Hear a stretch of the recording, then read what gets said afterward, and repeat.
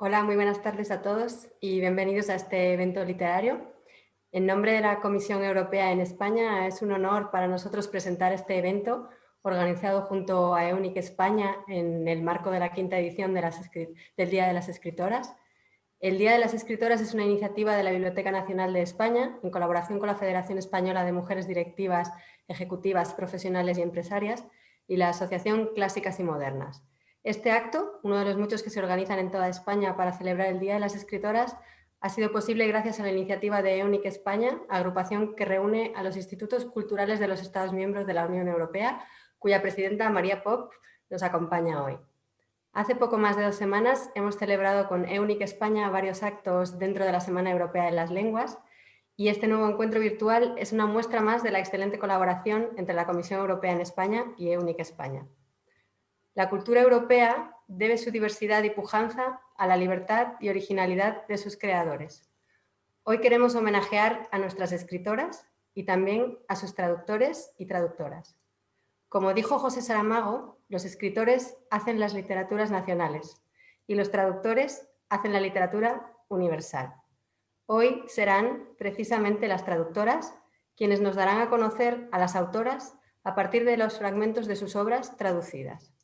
También quiero destacar en este foro que la Comisión Europea otorga ayudas a la traducción de obras literarias a través de su programa Europa Creativa y que entre los 60 proyectos seleccionados en este año 2020 se encuentran las propuestas de 6 editoriales españolas. Por último, quiero ceder la palabra a María Pop, directora del Instituto Cultural Rumano en Madrid y presidenta de EUNIC España, y también agradezco a su colaboradora Gabriela Lungu toda la dedicación que ha puesto en la organización de este acto. Muchas gracias. Gracias, buenas tardes a todos. Me alegra mucho de que este año, aunque en condiciones especiales, EUNIC España ha podido unirse a esta iniciativa de la Biblioteca Nacional de España, Día de las Escritoras. Lo hacemos de manera diferente, o sea, serán las traductoras al español las encargadas de rendir homenaje a las escritoras. Nuestros agradecimientos van a la representación de la Comisión Europea por el apoyo entusiasta a la hora de organizar este evento, que nos da la oportunidad de presentar algunas destacadas escritoras europeas a través de unos fragmentos de su propia obra traducida al español. Debemos la presencia de las traductoras esta tarde a algunos institutos de cultura, miembros de EUNIC España, que han querido dar a conocer al público español una vez más la obra de escritoras reconocidas en su país de origen y en traducción en varios idiomas. Se trata de Goethe-Institut, Centro Checo, Foro Cultural de Austria, Instituto Cultural Rumano, Instituto Camões e Instituto Polaco de Cultura. En esta ocasión tan especial, en una edición dedicada al esfuerzo cotidiano de las mujeres, estamos en compañía de algunas profesionales del mundo de la cultura, traductoras de varios idiomas europeas, al igual que editoras, representantes de instituciones y asociaciones. Pues nuestro homenaje va a todas las creadoras de literatura y a la mujer misma como metáfora de la creación. Traducir una obra de alguna manera significa también reescribir un texto, trasladarlo a otro contexto lingüístico y cultural para llegar a un público diferente con otras exigencias y expectativas.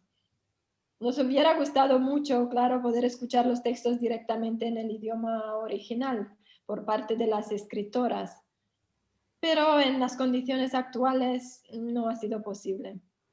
Seguro que nuestras traductoras invitadas nos harán disfrutar de algunas lecturas muy interesantes, verdaderos consejos de lectura, porque el mejor tributo que podemos hacer a una escritora es leer su obra.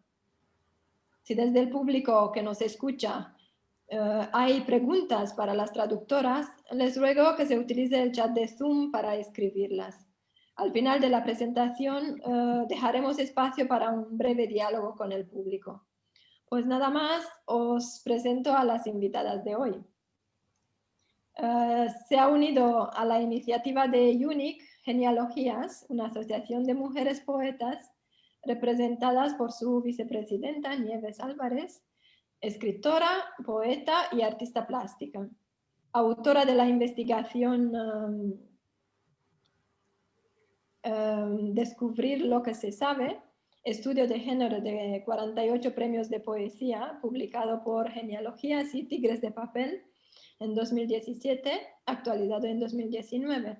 Ha obtenido 15 premios literarios, le han publicado 17 libros individuales de poesía y una novela. Nieves nos hablará brevemente de la asociación y nos leerá un poema de Menchú Gutiérrez. Nieves, a ti la palabra. Hola María, muchas gracias por esta oportunidad de presentar una asociación que tiene en torno a 70 mujeres, poetas, feministas, que nuestra asociación lo que busca es realmente hacer visible la poesía escrita por mujeres. No nos unimos para que brillemos nosotras cada una individualmente, sino para que realmente se rescate del olvido libros extraordinarios que han quedado descatalogados de poetas estupendas que en su momento ese libro tuvo mucho éxito, pero se descatalogó y ahora en universidades y en otros entornos quieren leerlo y no lo consiguen. Así que nuestra asociación, aunque hace otras cosas también, lleva 5 años, venimos de las reuniones de mujeres poetas de hace muchos años, pero desde hace 5 somos una asociación ya legalmente constituida y porque hemos querido rescatar esos libros. Llevamos ya 10 libros rescatados y publicados, pues de poetas grandes, María Victoria Cencia, Juana Castro, Francisca Aguirre, Julia Ceda, bueno, muchas, ¿no? Este año hemos publicado a Luz Pichel, El pájaro mudo, y a Menchú Gutiérrez, La mano muerta cuenta el dinero de la vida, que es de la que voy a leer después ahora un poema, ¿no? Esta asociación de momento no pide subvenciones, lo que pide es apoyo, que se lean esos libros, que se compren, que estén en todas partes, porque son libros fantásticos, magníficamente editados, que tienen una peculiaridad, y es que además de haber una introducción a este libro en el cual una mujer escritora y además pues con una formación importante hace esa introducción, también hay una entrevista con la autora. Todas las que hemos publicado son mujeres vivas, aunque Paca Aguirre ya no está entre nosotros, pero la publicamos cuando aún vivía, ¿no? Así que he pensado leeros un poema de este libro de Menchú Gutiérrez, La mano muerta cuenta el dinero de la vida, porque este es el último que hemos publicado, es el número 10, lo vamos a presentar el día 30, con lo cual traigo una primicia a esta reunión y de verdad, Tigres de Papel y Genealogías estará encantadísimos, pero de verdad que estén en vuestras bibliotecas y en las de todas las personas que les interese la poesía, porque son libros muy seleccionados y muy impresionantes. Menchú Gutiérrez es también traductora, ha traducido libros pues, de Poe o Bronte o de Faulkner, y también ella escribe en El País o en ABC y además de poeta es novelista, y la verdad es que es de una gran profundidad siempre lo que escribe. Os voy a leer el poema que comienza con unas líneas de Hermann Broch, novelista vienés, que dice: oh, nostalgia de aquel que es siempre solo huésped, y solo huésped puede ser siempre, oh nostalgia del hombre. Leo ahora el poema de Menchú. La vida mortal de los astros atraviesa el cedazo y cae junto con nosotros. Arena, capturada en el cansancio final del universo, la orden de la mano irreflexiva, la no imagen reflejada del turbador futuro. Nada como morir en la imaginación de un titán que se abalanza a recogernos en nuestra segura caída. La mano muerta cuenta el dinero de la vida. Gracias. Después estaré a vuestra disposición para las preguntas que queráis. Estaré encantada de escucharos a todas.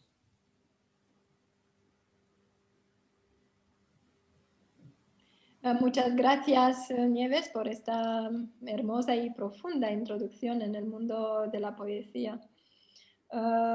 Por parte del Centro Checo, participa en el evento de hoy la traductora Patricia González de Jesús, que es también editora. Trabaja con un enfoque feminista interseccional en el ámbito de las literaturas hispánicas, anglófonas y centroeuropeas, con especial interés en la literatura escrita por mujeres. Licenciada en Filología Eslava, con la especialidad de Lengua y Literatura Eslovaca y Checa por la Universidad Complutense de Madrid. Completó sus estudios en la Universidad Comenius de Bratislava, en la Universidad Constantino el Filósofo Nitra y en la Universidad Carolina de Praga. Trabaja como traductora literaria de checo, eslovaco e inglés. ¿De qué escritora nos habla hoy, Patricia? Hola María, muy buenas tardes. Muchas gracias por la invitación y especialmente gracias al Centro Checo por proponerme participar en este encuentro. Voy a hablaros de la autora checa Pavla Horáková y de su libro Teoría de la extrañeza, que ha sido publicado hace apenas un mes por Reino de Cordelia. Pavla Horáková es una autora nacida en el año 74. Ella es una reputada traductora del serbio y del inglés al checo y también trabaja como redactora cultural y del servicio en inglés de la radiodifusión checa. Y Teoría de la extrañeza es su primer libro de envergadura, digamos, su primera gran novela. Y con su primera gran novela ganó el Premio Nacional de Narrativa Magnesia Litera el año pasado, en el 2019.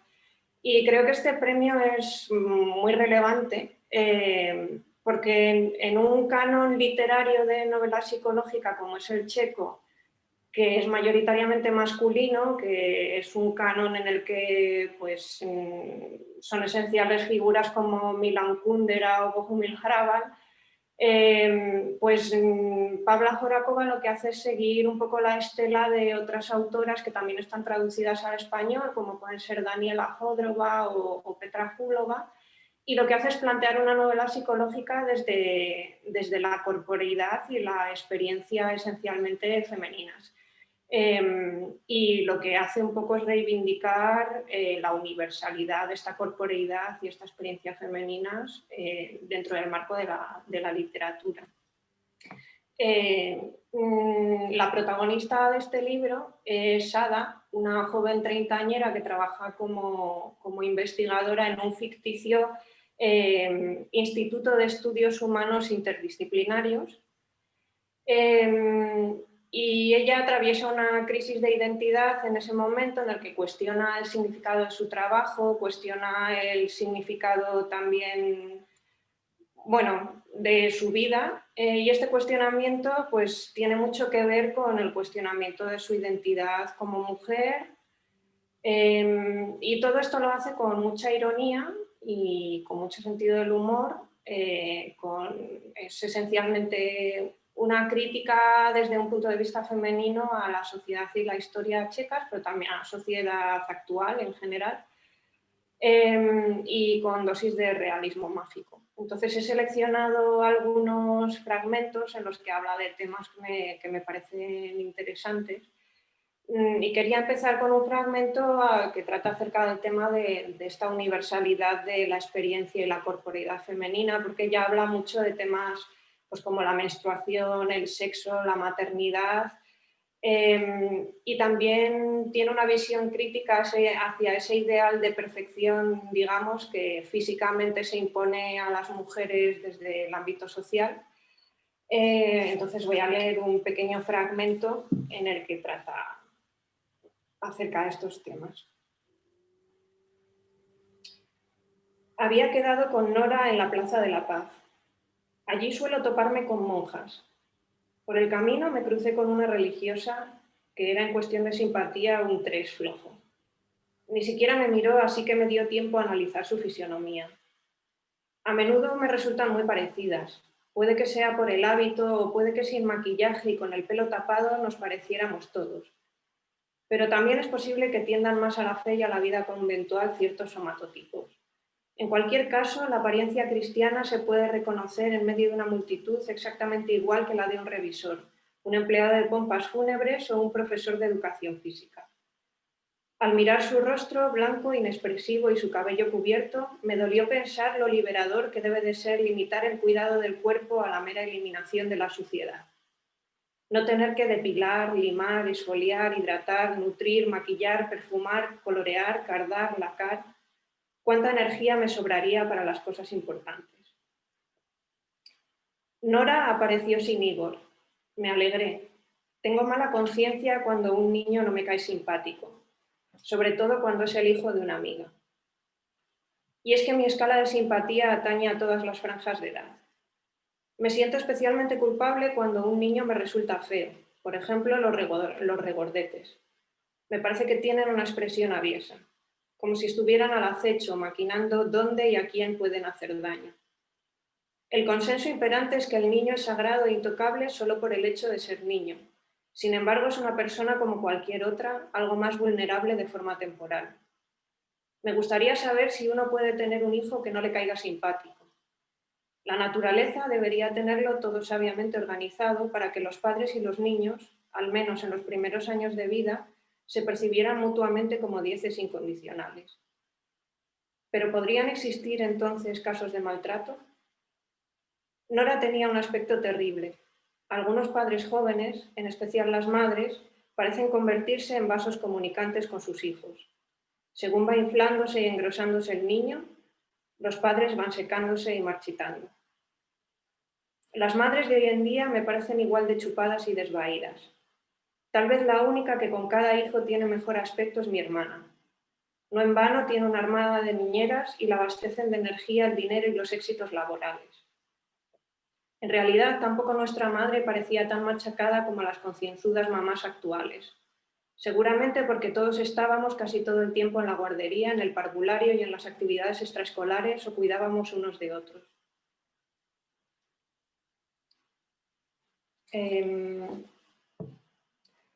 Otro de los temas que me parece muy importante es que en este cuestionamiento de su vida y de la sociedad, lo que hace es que pone en el centro del discurso el tema de los cuidados y los afectos, que creo que con los tiempos que corren y la actual situación es especialmente interesante. Y esto la lleva a reinterpretar numerosos aspectos de la sociedad y la historia checas y también de su propia vida. Y una de las cosas que hace es, a través de los afectos y los cuidados, reinterpretar la historia checa, contraponiendo la historia oficial a la intrahistoria o historia personal de cada uno, o más bien cómo la historia con mayúsculas ha influido en la historia con minúsculas en las vidas individuales de cada cual. Voy a leer un pequeño fragmento acerca de este tema. Viví en el mismo piso que mi padre hasta los 20, pero en realidad no lo conocía en absoluto. Como dijo una vez mi madre, no vivía con nosotros, sino junto a nosotros. Solamente ahora, siendo ya adulta, comprendo que él tampoco lo ha tenido fácil y que no tenía de dónde coger para darnos algo a nosotros. No tiene memoria de su madre. Le dijeron que murió en el parto, pero lo cierto es que la desplazaron en el año 45. Entonces ya tenía 2 años, no recordaba nada. Se enteró cuando murió el abuelo Sabo, su padre. Lo descubrió en unos papeles de su legado. Puede que papá fuera a estudiar medicina precisamente para que las madres no tuvieran que morir en los partos y que mucho después averiguara que su decisión vital se sustentaba sobre una mentira. Es posible que fuera una de las últimas gotas que hicieron que aborreciera definitivamente la medicina. Encima, toda su existencia se había construido de hecho sobre una mentira. Todo aquel tiempo no había tenido la menor idea de que era medio alemán. de que le habían arrebatado la mitad de su identidad y a su madre y una infancia feliz, de que su padre no había movido un dedo para evitarlo. Desde la muerte del abuelo, papá andaba aún más taciturno que antes. Tanto más frecuentemente viajaba a la casa de campo justo en la frontera del antiguo condado de los Sudetes. Era como si excavando la arenisca intentara llegar a sus orígenes. Probablemente a un largo linaje de vidrieros u obreros de fundición, gente trabajadora y temerosa de Dios que en algún lugar de una inhóspita región montañosa en la que hace frío 3/4 partes del año y el sol se asoma entre los montes apenas un par de horas al día, arrancaba pertinaz materia prima de la tierra para convertirla en belleza y opulencia. Aunque no se hablara de ellos, habían dejado en el país un dolor fantasma como el que deja una extremidad amputada. También mi padre había sufrido la misma herida. Le amputaron a su madre y la silenciaron. Empezó a estudiar alemán ya talludo. Compraba en librerías de viejo libros manoseados escritos con caligrafía current. Fotografiaba en el archivo las páginas del registro civil con nombres de personas de pueblos que sonaban extranjeros, que bien ya no existen, bien se llaman de otra forma. Descubrió que su madre falleció poco después del desplazamiento, de una neumonía, tal vez tuberculosis. Otra vez soltera, no tuvo más hijos. Se llamaba Lotte. Otra de las reinterpretaciones a partir de los afectos, las emociones, los cuidados, es la reinterpretación del espacio urbano. Creo que hay un tema fundamental en la literatura checa, sobre todo en la que está traducida al español, que es la ciudad de Praga. Y la novela se desarrolla efectivamente en Praga, pero la protagonista no ve el espacio urbano como un espacio meramente arquitectónico, sino más bien como un espacio en el que está impresa la memoria de aquellos que han vivido allí. Y la reinterpreta pues, desde la emoción y la vivencia de sus habitantes.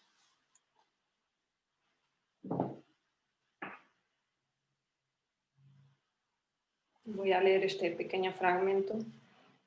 La nevera volvía a estar vacía, así que me fui a hacer la compra dando un paseo. La zona de Naplavka, el muelle fluvial, no hace tanto una inhóspita extensión gris, se ha transformado en los últimos años en un popular paseo, e incluso al atardecer está llena de gente y de bares en los barcos de vapor o en los pontones. Me paseé por la orilla del río contemplando los patos. De vez en cuando llegaban más volando, siempre en grupos de 3. Hace años que me fijo, los patos vuelan de 3 en 3. En lugar del paseo adoquinado, me imaginé la roca de antaño, sobre la que se alzaba el castillo, más tarde monasterio, y por último penitenciaría de San Venceslao, que clausuraron debido a una mortalidad sospechosamente elevada entre los presos. A los internos que sobrevivieron los trasladaron a una prisión bajo el patrocinio imaginario de otro santo, a la de Pancrats. En una roca, un par de cientos de metros más allá, que los saneadores de Praga no tuvieron inconveniente en dejar en su sitio, serpenteaban ante mí hacia el cielo las 2 torres blancas de cemento de la iglesia de Santa María, junto al monasterio de Maurs.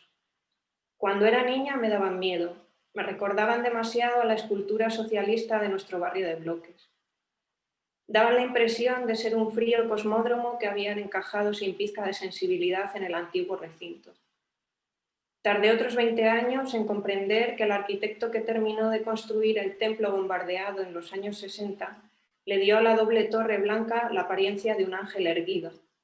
Desde entonces miro la iglesia con ternura y afecto, y me conmueve aún más que en la otra orilla del Moldava, en la zona llamada Ángel, se eleva en la misma paralela otra edificación con forma de ángel.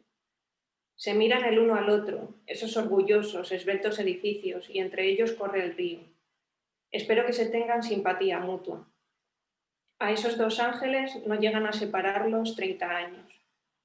En la historia de la arquitectura, una diferencia insignificante, y desde el punto de vista de la angelología, menos que el batir de un ala.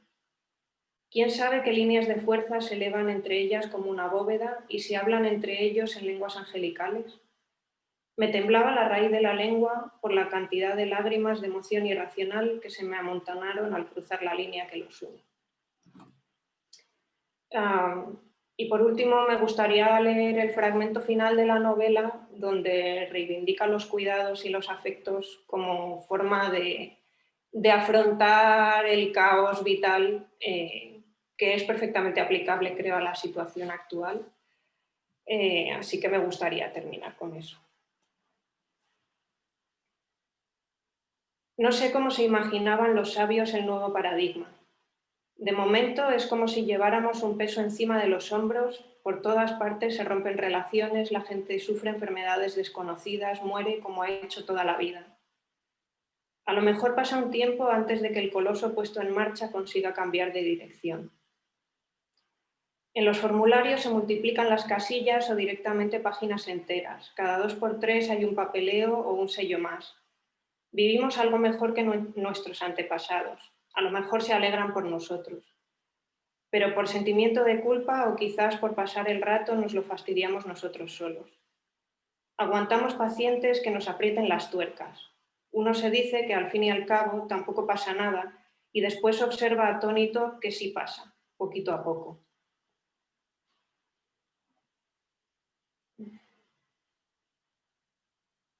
Se dice que a la mujer le desciende el cociente intelectual con la maternidad y que nunca vuelve a su nivel original, ni siquiera tras destetar al niño. Así que me voy a poner de inmediato con la biología aplicada.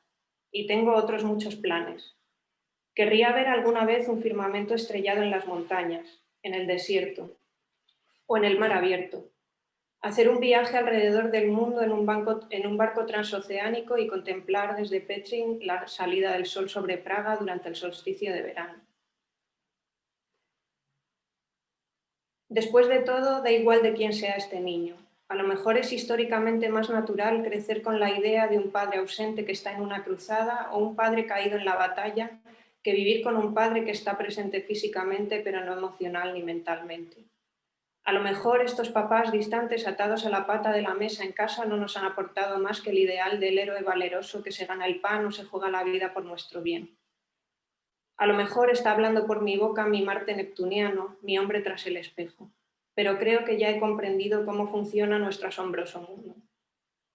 A lo mejor a toda su extrañeza responde una única fórmula matemática. Los fractales no son solo la nervadura de las hojas y los fiordos y los helechos, sino también el árbol genealógico, el lingüístico y el sefirótico, el sistema circulatorio y el linfático, el Himalaya en las fotografías por satélite, los corales marinos que tienen el mismo diseño que los callos de ternera. Tema central en la vida humana, se repite hasta el infinito, hasta en las más insignificantes situaciones cotidianas. Las obras de arte en las que los eventos en el plano principal se reflejan en la intimidad de los personajes, como le gusta a Max. El macromundo y el micromundo. Dios solo conoce los fractales. Porque el cambio y las turbulencias ya parecen ser la única constante de nuestra realidad. Ahora me voy a descansar un rato y a esperar el momento en que nuestro asombroso mundo reciba al recién llegado como a todos antes que él. Bienvenido, moribundo. Esto es todo. Muchísimas gracias. Gracias a ti, Patricia. Espero que esta lectura haya despertado la curiosidad de leer el libro, Teoría de la extrañeza. Continuamos. El Instituto Goethe de Madrid ha propuesto la participación de la traductora Belén Santana, que presentará su traducción al castellano Memorias de una osa polar, de Yoko Tawada, escritora contemporánea de origen japonés que reside en Berlín y escribe tanto en alemán como en japonés. Por esta traducción del alemán al castellano, Belén recibió el Premio Nacional a la Mejor Traducción de 2019. Belén Santana estudió traducción e interpretación en Madrid y en 2005 se doctoró en la Universidad Humboldt de Berlín con una tesis sobre la traducción del humor, en especial del humor literario. Actualmente es profesora titular en el Departamento de Traducción e Interpretación de la Universidad de Salamanca, donde trabaja desde 2003. En su faceta profesional, ha traducido a diversos autores en lengua alemana, tanto de ficción como de ensayo. Es miembro ACE Traductores, de cuya junta rectora formó parte. Belén, te daré la palabra. Muchas gracias, María. Buenas tardes a todos.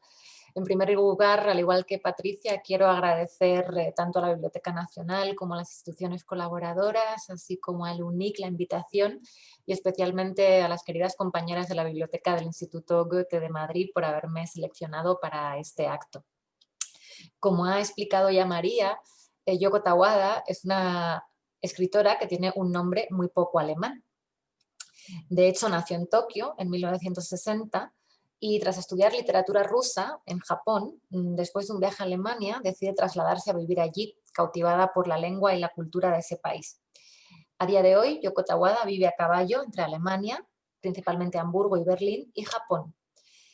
Y efectivamente, Yoko Tawada se caracteriza por ser una autora que escribe y reescribe indistintamente en ambas lenguas, japonés y alemán. En ese sentido, no es una autora que se pueda adscribir a la literatura de migración en sentido estricto, ya que no es hija de emigrantes ni creció en Alemania, sino que se instaló en Alemania en una época relativamente madura.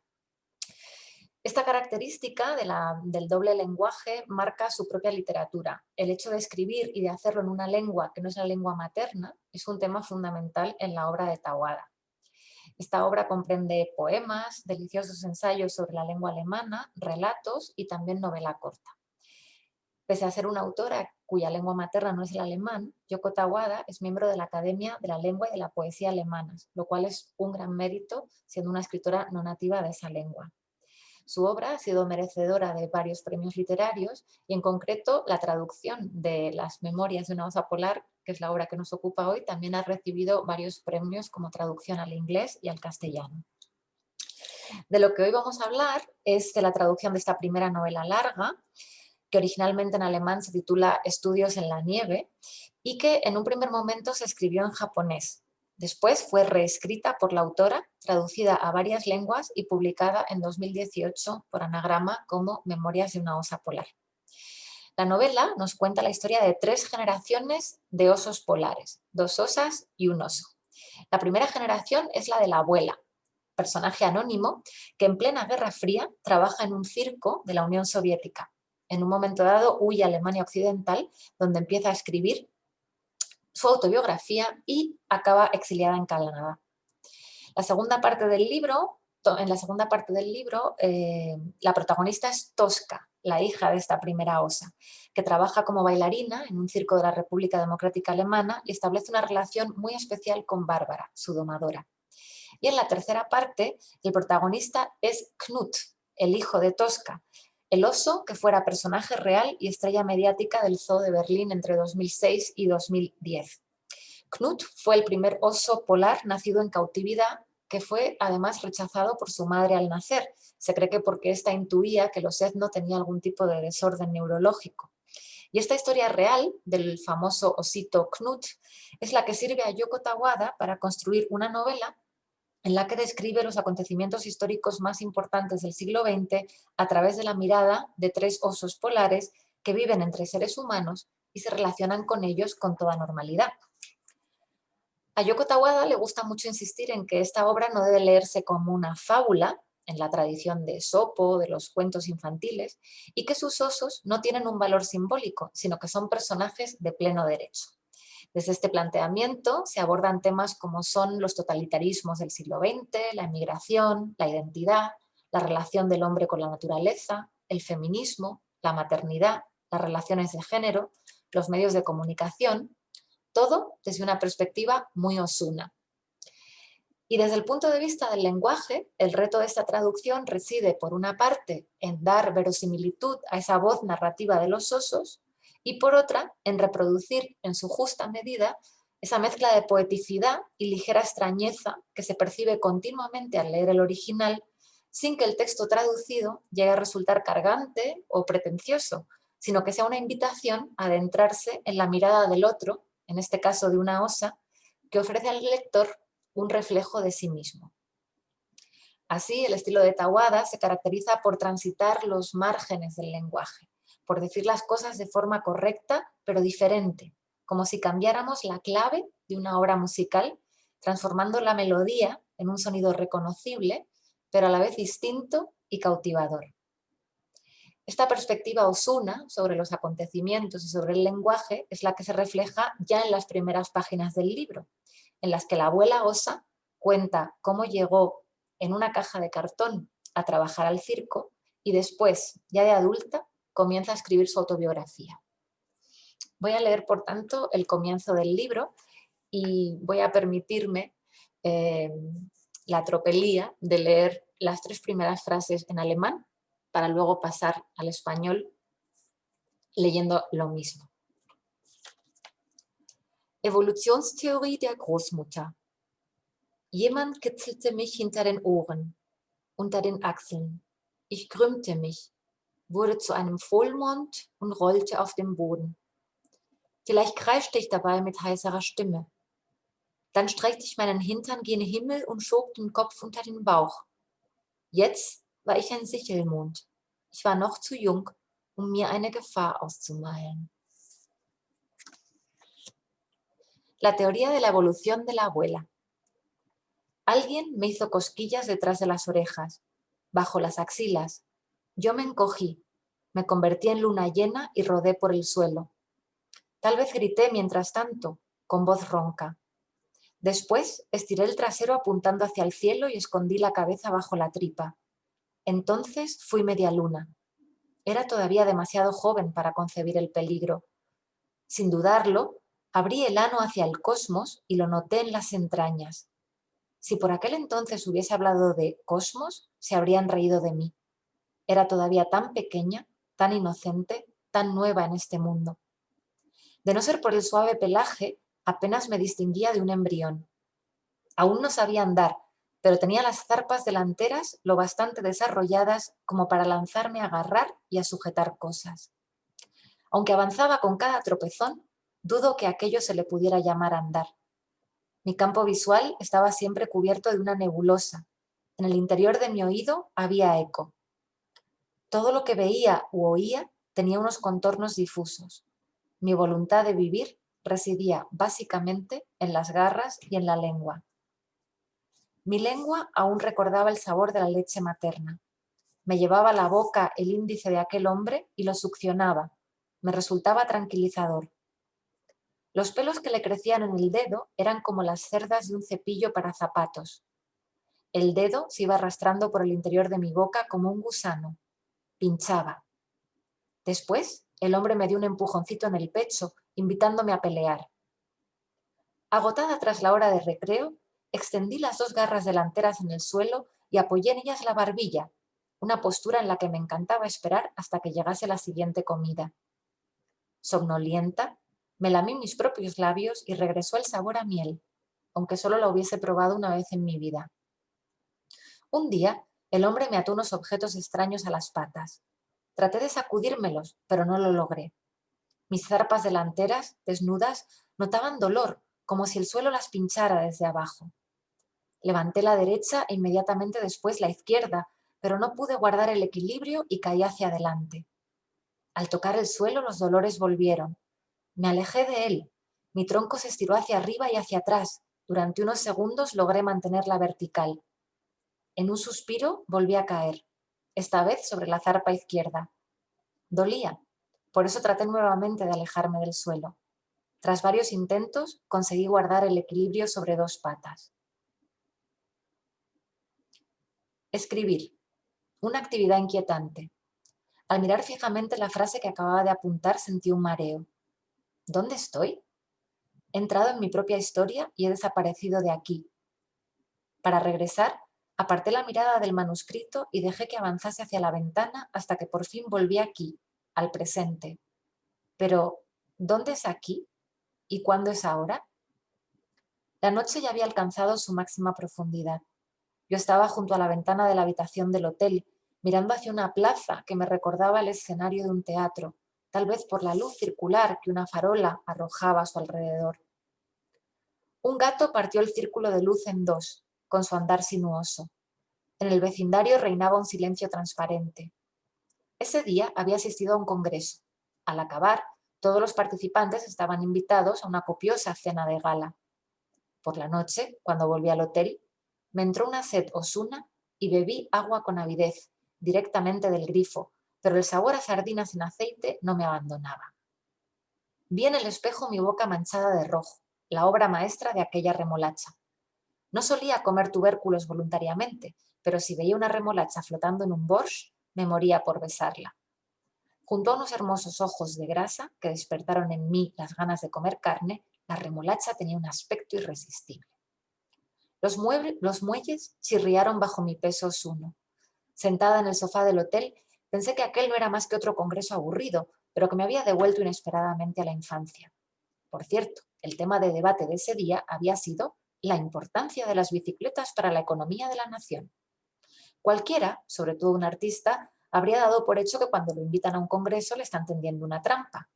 Por ello, la mayoría de los participantes prefería no intervenir, a menos que lo obligaran. Pero yo me ofrecí voluntaria y de manera consciente, elegante, natural y sin rodeos, levanté la zarpa derecha. Todos los presentes en la sala me miraron. Estaba habituada a atraer la atención de los espectadores. Mi tronco suave y recio estaba cubierto de un precioso pelaje blanco. Cuando adelanté ligeramente el tórax, junto con el brazo derecho que tenía en alto, se desprendió un polvo de luz embriagadora. De pronto fui el centro de la acción, mientras las mesas, las paredes y también los asistentes comenzaban a palidecer y se retiraban a un segundo plano. La blancura brillante de mi pelaje se distinguía del blanco habitual. Era transparente. Así, la luz del sol atravesaba el pelo y llegaba a mi piel, bajo la cual quedaba cuidadosamente almacenada. Ese es el color que mis antepasados consiguieron para sobrevivir en el círculo polar ártico. Muchas gracias. Gracias a ti, Belén. De verdad muy, muy interesante el punto de vista de la narración y también la habilidad de la autora de escribir y reescribir en 2 idiomas. Y bueno, gracias. Continuamos las lecturas con Nuria Molines por parte del Foro Cultural de Austria. Nuria Molines Galarza es traductora literaria, intérprete, docente de traducción literaria en la Universidad Jaume I de Castellón y en la Universidad Europea de Valencia, miembro profesional de ASE Traductores y ABIC. ¿Qué autora nos recomiendas hoy, Nuria? Ahora ya me oís bien, ¿no? Hoy os vengo a hablar de Carolina Schutti por invitación del Foro Cultural Austria, a quienes agradezco muchísimo que me hayan invitado y también a la Biblioteca Nacional, a UNIC y a todas las entidades que lo han hecho posible.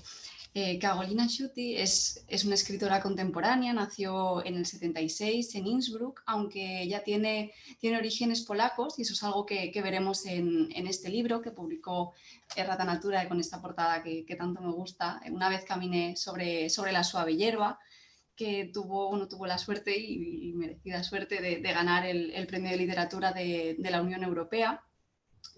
Y me gustaría empezar comentando una cuestión sobre el título, porque cuando me enviaron, ¿no? Cuando nos envían el PDF a las traductoras, empiezas a curiosear sobre la autora y sobre el libro, ¿no? En alemán, el título del libro es Einmal muss ich über weiches Gras gelaufen sein. Y es una estructura en alemán que es como que duda, ¿no? De una vez debí de caminar sobre la suave hierba. Y en el título no acababa de funcionar del todo, pero luego sí que aparece esta frase dentro del texto y le añadimos después un creo, porque ¿no? Son estos recuerdos que se le pierden a la protagonista un poco en el recuerdo. Como comentaba, Carolina Schutti tiene origen polaco y eso es algo que se ve de alguna manera también en este libro. En Una vez caminé sobre la suave hierba, leemos la historia de Maya, que primero es una niña, luego acaba siendo luego una adolescente y luego una mujer, de la que no sabemos muy bien de dónde proviene, lo vamos descubriendo un poco más tarde, ¿no? Simplemente que viene de alguna zona, o bien de Rusia, de Bielorrusia, no acaba de quedar del todo claro, y que la han dejado con su tía porque ha perdido a sus padres y su tía vive en Austria. Entonces la historia comienza con la pérdida sobre todo de su madre, a su padre prácticamente ni lo menciona, con la pérdida de su madre y la pérdida de su lengua materna, porque ella de repente la plantan allí en Austria y la tía solo habla alemán y empieza todo ese proceso pues, de criarse en una lengua que desconoce y que la siente como ajena, y poco a poco se va olvidando de la lengua de su madre, con ella también de su madre y de todos los recuerdos de la infancia, ¿no? Que es algo que me parece curioso porque en todos los libros que habéis comentado, que hemos comentado hasta ahora, ¿no? Tanto Patricia como Belén, se ha hecho referencia tanto a la cuestión lingüística como a la cuestión de la identidad, ¿no? Que parece que es un tema siempre muy presente en la literatura europea. Algo que también es relevante de la biografía de Karolina Schutti en este libro es que ella es música aficionada, ella le encanta la música, toca música con su familia, y eso es algo que está muy presente en el libro porque tiene un ritmo muy poético y muy musical. De hecho, cuando vino a Madrid a presentar el libro y lo leía ella en voz alta, notabas casi la canción que había un poco por detrás del texto. Y eso es algo que a mí me costó mucho al principio porque veía, ¿no?, frases un poco extrañas que cambiaban de ritmo hasta que al final coges un poco la canción y puedes seguirla. En todos los libros de Karolina Schutti son muy breves. Este tiene, creo que son maquetadas, son 110, 112 páginas. El que ha escrito ahora, que saldrá en febrero en Austria, tiene 150. Y eso también refleja mucho su proceso de escritura. Ella me contaba que primero hace un borrador larguísimo, prácticamente, y luego empieza a depurar, ¿no? Y ahí es cuando ella dice que realmente empieza a escribir, que todo ese primer borrador para ella como que no sirve para nada y que su proceso de escritura es justamente cuando empieza a hacer esa depuración de la lengua. Entonces, lo que nos encontramos en este libro es un lenguaje muy medido, ¿no? Como que todas las palabras van cargadas, sin ser pomposas, sin ser rimbombantes, pero que notas que está puesta ahí por algo. No la ha dejado caer de manera casual, sino que todo está en su sitio por algo. Bueno, como comentaba, la historia que vemos en el libro es la historia de Maya, de las diferentes personas con las que, pues, con su tía, que es un poco la tía castradora, que le castra su lengua materna, que le impide hablar en su lengua materna y le impone el alemán. Luego tenemos también un personaje entrañable, que es el personaje de Marek, que es un hombre que vive en el pueblo y que probablemente también es de Bielorrusia, como ella, como luego sabemos un poco después, y es con el único con el que se acaba trabando amistad, precisamente porque yo creo que le recuerda a sus orígenes. Es un libro que además está contado como muy a fotogramas, no es una historia que te acompañe, ¿no?, te cuente todo de principio a fin, y creo que también esto va muy en relación con cómo se le han desdibujado a ella los recuerdos, sobre todo los recuerdos de la infancia. Hacia la mitad del libro, ¿no?, todo ese proceso de olvido de la lengua materna da un poco un vuelco, y cuando ella se queda embarazada y va a ser madre, lo que quiere es encontrar sus raíces, ¿no? Y quiere volver a encontrar la casa en la que vivía su madre, quiere volver a ver su pueblo, aunque dice, aunque me la encuentre vacía, quiero volver a ver ese lugar. Entonces tenemos como un viaje de ida y vuelta. Una frase que es muy bonita del libro y que también un poco aparecía, me ha recordado mucho cuando estaba leyendo Patricia, casi estaba pensando yo en esta frase. Dice, lo único que me ha quedado de mis raíces es la sensación de una lengua, ¿no? Casi como un miembro amputado, ¿no?, que se te queda con ese cosquilleo ahí, pues eso lo dice varias veces. Y algo sobre lo que también reflexionaba mucho la autora, ¿no?, es qué significa la lengua materna en una Europa migrante, ¿no? ¿Qué peso tiene en la construcción de nuestra identidad? ¿Cómo hace que luego desarrollemos nuestras vidas? Ella, sobre todo en la fase de la adolescencia y la juventud, tiene a veces muchos problemas para relacionarse, no se abre con la gente porque tampoco sabe muy bien ni quién es ni de dónde viene, y no encuentra esas palabras, ¿no? Y tiene un conflicto interno siempre con: habré olvidado mi lengua y habré olvidado con ello también a mi madre, ¿no? Dice en algún momento, dice, toda esta lengua que me ha venido de fuera se habrá acostado en los sueños sobre los cuentos que me contaba mi madre y los habrá hecho desaparecer. Entonces, bueno, aquí que somos todas lingüistas, ¿no?, pues lo cierto es que estos libros que reflexionan tanto sobre la lengua como vehículo constructor de la identidad, pues siempre, ¿no?, pues como que nos tocan la fibra de una manera un poco especial. Me gustaría leer dos fragmentos muy breves, también como el libro es breve, pues los fragmentos también lo serán. Uno es del principio y otro es ya más del final de la obra. Cuando reuní el valor para preguntarle por el pasado, mi tía decía que siempre toca empezar por el principio, aunque me daba la sensación de que de nuevo no quería responderme, y que con mi pregunta la había dejado en evidencia. El pasado en el que yo había vivido con mi madre y el pasado con mi tía se habían entremezclado y ya no tengo recuerdos de la línea divisoria, de cómo llegué de la ciudad al pueblo. Aún recuerdo que no entendía a la tía, que se dirigía a mí en un idioma que no me resultaba familiar, y yo tenía que llamar papá al extraño que había venido a buscarme. Al principio solo lo veía los fines de semana y luego cada vez menos, aunque hizo caso del consejo de mi tía y empezó por el principio. Pude quedarme con mi tía, que estaba contenta de tener compañía en una casa tan grande. Tu madre no estaba del todo bien con nosotros, dijo la tía. Dijo que yo tenía un par de semanas cuando ella abandonó el pueblo y a mi padre, aunque tampoco quería separarse. La tía aún no entiende los motivos por los que no quiso hacerlo. Y ahora estás aquí, has de estar contenta. Yo sabía que tenía que estar contenta. Cuando Marek murió, yo ya no vivía en el pueblo. En la foto de la esquela tenía 50 años. Lo sé con tanta exactitud porque fue su cumpleaños más hermoso, porque la foto estaba en una balda finita que había cerca de la puerta de su casa. Su cumpleaños más hermoso, eso decía siempre. Alguien había escrito 50-50 con rotulador blanco en el borde inferior. No había conseguido vivir 100 años, pero ¿quién puede decir cuánta vida se lleva uno? Mi tía murió antes que él, se llevó 83 años. Nadie tuvo que preocuparse de la tumba. Había encargado una lápida que ella misma había pagado años antes de fallecer. Quien quisiera podía dejarle una vela o un ramito de flores que el sol secaba y el viento agitaba. Sabía que yo no volvería nunca. Y nunca volví, no podía. Yo me llevé una matrioska, se parecía tanto a mi vieja matrioska, a mi escondida matrioska, a mi desechada matrioska. La había desmontado y había puesto todas las muñequitas en fila. En la barriga tienen pintadas escenas de cuentos, pero me ponen triste ahora cuando lo recuerdo. Con mi madre perdí mi idioma, las frases para irse a la cama, las de consolar, el placer y el pasar de las palabras. Nuestra isla de lengua en la que solo cabíamos las dos, sobre la que surcábamos la ciudad de camino al parque, a la panadería. Cubo, pala, panecillo. No recuerdo con qué palabras en alemán llegué a casa de mi tía. Y ahora, consuelos de diccionario, consuelos grabados en una cinta, aunque el peso no se asienta y las frases se olvidan. Moi bedni aniol, tuvo que decir mi madre. Moi bedni aniol. Les doy la vuelta a las muñecas y las dejo mirando por la ventana. Por detrás son todas iguales. Flores azul celeste sobre fondo rojo. Me pregunto dónde se han quedado mis primeras frases. Me lo pregunto ahora por primera vez, durante unos pocos años, aquello que creció hasta ser lengua y en la umbría se atrofia, y el recuerdo queda, no en el mío, al menos. Esto está al principio del libro, ¿no? Y es una de las primeras reflexiones que ella hace sobre la pérdida de la lengua materna. Y a ver, voy con un fragmento ya muy cortito.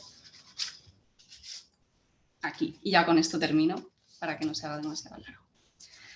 Ya cuando está al final del viaje y va hacia su tierra natal con su hija pequeña en brazos, vuelve a recordar esas palabras que su tía le corregía y le intentaba cambiar por otras. No se dice bauska, se dice matrioska. Las palabras de la tía, su voz en mi cabeza. No soy capaz de arrancarme las historias del cuerpo. Viajo por un paisaje y por una lengua que también podrían haberme pertenecido. Quiero llevarme el telón de fondo de esta historia ante el que podría haber representado algo. Una infancia, un verano, una visita. La imagen de una casa de la que mi madre podría haberme hablado, la imagen de un bosque por el que quizá paseó de niña, la imagen de un campo de trigo infinito en el que tal vez se escondió, la imagen de una bomba de agua rumbrosa, una calle adoquinada, una estación abandonada y que ya no existe, en la que hace 40 años estuvo ella, llena de esperanza y miedo, sin nada más que una maleta de cuero y el café que a duras penas había conseguido ahorrar para dárselo a los soldados de la frontera. Y con esto termino. Muchas gracias. Gracias a ti, Nuria, por introducir un tema nuevo, quello del proceso de escritura. Y también lo que me parece muy interesante y enriquecedor es este viaje en las lenguas, en las raíces, en varias culturas a través de las lecturas. Pues cambiamos de estilo y de tema con Mariano Ochoa de Erive, y presente hoy gracias a la invitación del Instituto Cultural Rumano. Marian es una de las más prolíficas y renombradas traductoras de rumano, nacida en Bilbao, doctora en literatura comparada por la Universidad de Deusto en Bilbao. Desde el 2008, cuando comenzó su labor de traducir literatura rumana, ha dado a conocer en España la obra de unos importantes autores clásicos rumanos como Mircea Cărtărescu, Mihail Sebastian, Mircea Eliade, Panayotis Trati, Radu Paul-Gheorghe, Dora Pavel y la escritora moldava Tatiana Țibuliac. Ruego a Marian que nos presente la escritora y al libro que nos recomienda hoy.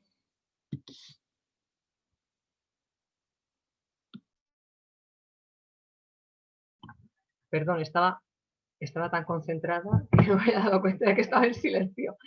Muchísimas gracias a todas las almas, incluso las institucionales, que han hecho posible que hoy, bueno, pues nos podamos reunir aquí y para hablar de literatura, y por lo que he escuchado hasta ahora de estas autoras maravillosas y de estas novelas verdaderamente impresionantes.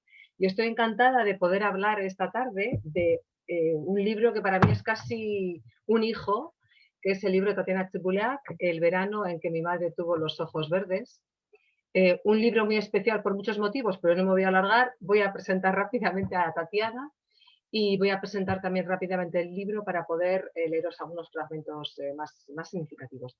Tatiana Țibuliac, que es una mujer joven, nació en 1978. Me he dado cuenta de que estamos hablando de varias autoras de esta década de los 70, que parece en plena efervescencia creativa en la narrativa europea. Ella nació, como muy bien ha señalado la señora Pop, nació en Chisinau, ella es moldava, y su formación es periodística. Ella estudió periodismo y comunicación en la Facultad de Ciencias de la Comunicación de Chisinau, y en principio se dedicó y trabajó fundamentalmente como periodista. De hecho, ella enseguida derivó su carrera hacia el trabajo como periodista de asuntos, de temas sociales, y en cierto modo esta experiencia muy directa con mujeres maltratadas, con asilos de niños abandonados, ha marcado la mirada que ella tiene sobre la sociedad. Ella lo ha manifestado de esta forma en muchas de sus entrevistas, y ha marcado también en cierto modo el estilo que ella tiene. Ella estaba muy acostumbrada a escribir pues con el cronómetro en la mano y a decir las cosas de una manera muy directa y muy precisa. Evidentemente su literatura no responde a un lenguaje periodístico, pero sí que encontramos un perfil de oraciones sencillas, pero muy cargadas de emoción y de poesía. Esta novela, El verano en que mi madre tuvo los ojos verdes, es la primera novela como tal. La primera fue una colección de historias breves que no se traducía al castellano. Fue publicada en 2014, en 2016 en Chisinau. La primera fue Fábulas modernas, que no se ha traducido, como he dicho, y hay una segunda novela, El jardín de vidrio, que saldrá el año que viene traducida al castellano también y publicada en Impedimenta. En esta novela que presentamos hoy, El verano en que mi madre tuvo los ojos verdes, Tatiana sitúa a sus protagonistas fuera de Moldavia y fuera, de hecho, del este de Europa. Son unos emigrantes polacos que viven en Londres y que van a pasar un verano a Francia. Ella eligió este escenario para la obra de forma absolutamente consciente. Ella no quería arrastrar a su país, su cultura, a la historia, sino que ella quería acercarse al tema que ella propone y al núcleo narrativo que va a desarrollar desde una perspectiva, digamos, atemporal y deslocalizada y absolutamente humana. Este libro presenta un verano muy especial de una madre con un hijo adolescente que, como he dicho, se marchan de Londres a un pueblo del norte de Francia porque la madre le tiene que comunicar algo muy grave a su hijo. Se trata de una familia desestructurada, la relación entre esta madre y este hijo está prácticamente rota, el chico ha estado en una institución para chicos con problemas conductuales, con conductas disruptivas, y la madre lo va a esperar para convencerle de que tiene que acompañarla a este viaje. Bueno, lo convence y como os podréis imaginar, el objetivo es comunicarle que ella sufre una enfermedad muy grave y que va a vivir su último verano junto a él. La relación que existe entre ellos es, por parte de este muchacho, de odio total. Hay que decir para poder situar la historia en su contexto, que la obra, la visión de la maternidad que presenta la obra, sufrió un rechazo frontal en la presentación en Moldavia. Tatiana ha comentado en sus presentaciones que hubo muchísima gente que en Chisinau cogió el libro y volvió a la librería para que le devolvieran el dinero, porque decían que no se podía hablar así de una madre. Se trata de una relación complejísima en el que la madre no es la madre totémica, santa, acogedora y amorosa, sino que es una madre vista desde la perspectiva de un hijo profundamente dolido que la odia. Y esta imagen resultaba absolutamente insoportable en ese contexto literario. La historia presenta esos días, esos 2 meses escasos que pasan juntos, y se va viendo cómo evoluciona la relación que existe entre esta madre y este hijo. Es una novela sobre el dolor, es una novela sobre la pérdida, es una novela fundamentalmente sobre el perdón y sobre la capacidad que tienen los seres humanos para hacer las paces, para encontrar el cariño y las vías para recomponer los puentes que se han roto. Las primeras páginas del libro resultan verdaderamente estremecedoras. Yo, como lectora, cuando leí la novela, la primera sensación fue, no sé cómo va a arreglar esto esta autora, porque no sé cómo puede remontar esto que nos ha dicho, este puñetazo que nos ha dado. Voy a leeros algunos fragmentos. Voy a empezar precisamente con las palabras que dedica este hijo rabioso, esta voz masculina llena de odio a una madre por la que se siente traicionado, podríamos decir. Aquella mañana, en que la odiaba más que nunca, mi madre cumplió 39 años. Era bajita y gorda, tonta y fea. Era la madre más inútil que haya existido jamás. Yo la miraba desde la ventana mientras ella esperaba junto a la puerta de la escuela como una pordiosera. La habría matado con medio pensamiento. Junto a mí, silenciosos y asustados, desfilaban los padres. Un triste atajo de perlas falsas y corbatas baratas, venido a recoger a sus hijos defectuosos, escondidos de los ojos de la gente. Al menos ellos se habían tomado la molestia de subir. A mi madre yo le importaba un pimiento, al igual que el hecho de que hubiera conseguido terminar unos estudios. Dejé que sufriera casi una hora. Observé que al principio se mostraba irritada. Caminaba arriba y abajo a lo largo de la valla. Luego se quedó inmóvil, a punto de echarse a llorar, como alguien con quien se hubiera cometido una injusticia. Tampoco entonces bajé. Pegué la cara al cristal y permanecí así, contemplándola, hasta que salieron todos los chicos, incluso Mars, con su silla de ruedas, incluso los huérfanos, a los que tras la puerta esperaban las drogas y los hospicios.